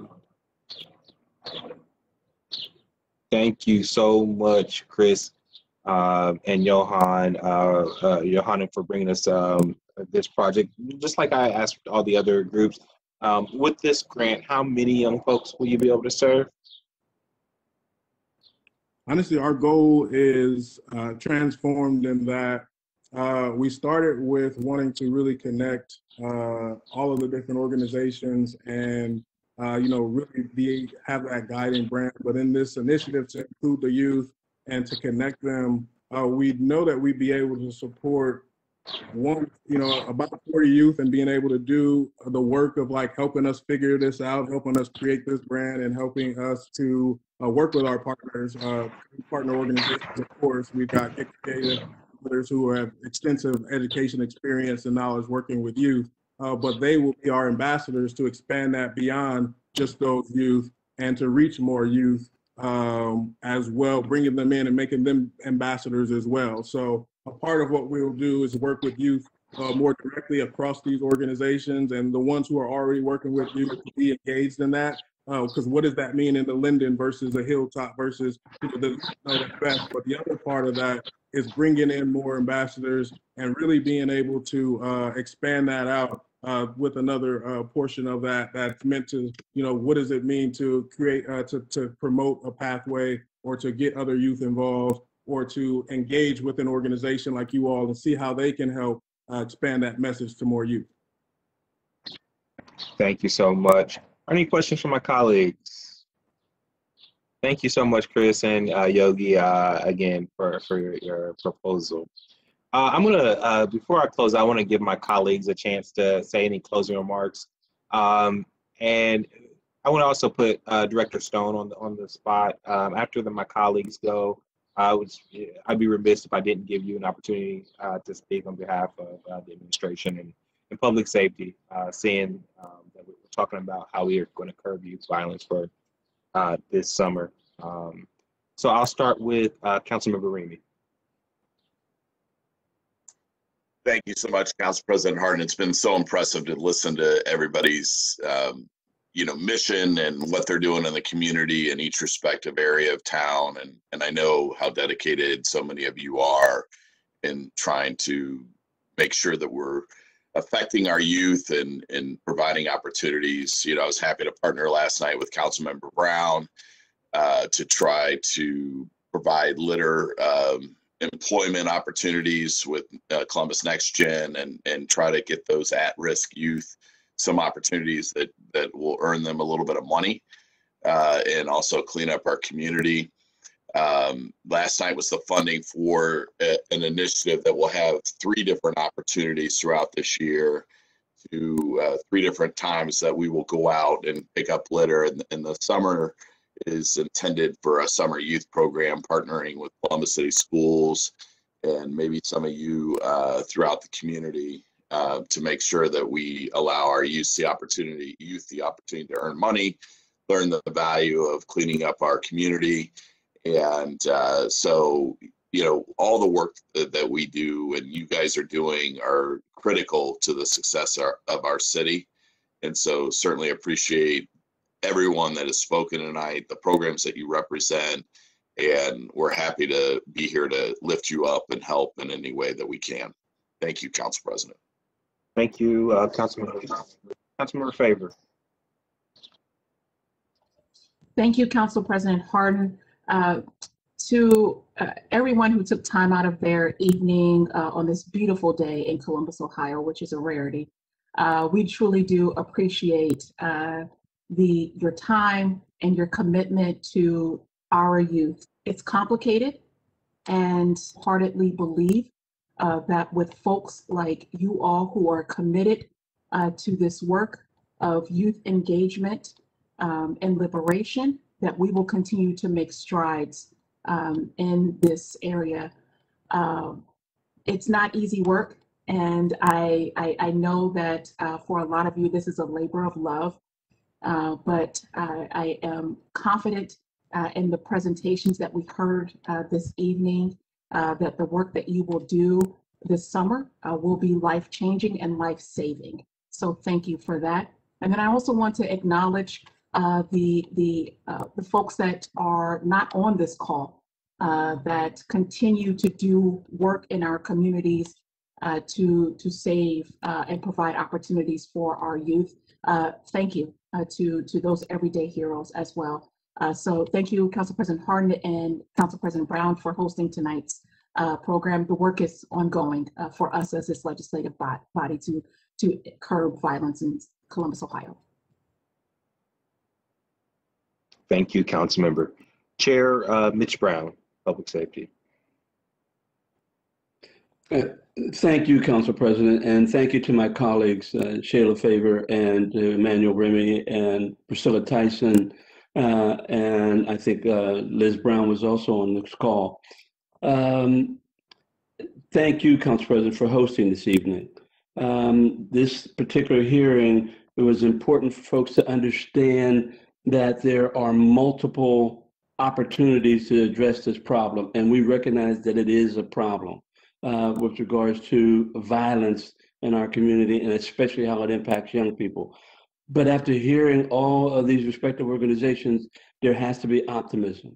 And the fact that we as a council will do what we can to try and provide funding for them to continue to do their work is a testament to what this council has been all about and what we'll continue to be about. So, Council President, again, thank you very, very much. And for all those who participated, again, a thank you to them and who will continue to do the work in the community. And as Councilmember Favor said, to all those who are watching and listening, to realize that there is hope at the end of this particular type of problem, because just a mere conversation with all these organizations should give us all a feeling of hope. as we move forward. And I'm very excited about the different programs, most of which I already knew about, but it's good to hear folks express themselves. So thank you, Council President. Thank you, Mr. Chair. And then I'm going to have Deputy Director Craig Stone from Public Safety just give a few closing remarks after hearing the presentations and just from the administration standpoint. President Hardin, council members, I want to thank all of you for supporting this initiative. And I would like to thank all of the leaders and speakers of the organizations that presented today. What I'm hearing is very important and will make a difference to provide the youth of Columbus hope, opportunity, life skills, and job skills. And also working with the families, the whole picture is going to be helpful to the community. And I'm very appreciative of everyone's work, and we're on board with this. Thank you. Thank you, Director. Again, just thank you to all of the organizations who have submitted their proposals, their applications, but thank you more so for the work that you're doing. One thing that I would say is that this is an opportunity. Normally, most years, we are picking between very, very scarce resources to who we can fund over here and who we can fund over here, or usually telling you no, truthfully. This year, we are able to engage because we see that this is our top priority, is keeping our community safe. As Councilmember Chair Brown said, we understand that how violence is working its way through our community. We also understand that there are many factors that go into violence in our neighborhoods, and that you all are doing the work to change that. So I would encourage each and every one of these organizations to continue the collaboration. Many folks talked about how they've worked with another organization or another organization over here. That is critical. That is critical as we move forward. It's critical as we create the results in our neighborhoods. But what you did tonight was show all of Columbus what a lot of us already know, is that there are a lot of folks on the ground who are doing the Lord's work without much attention being put towards them. And you're certainly deserving of support and funding, but also of our thanks. So we look forward to continuing to be a partner with you throughout the summer.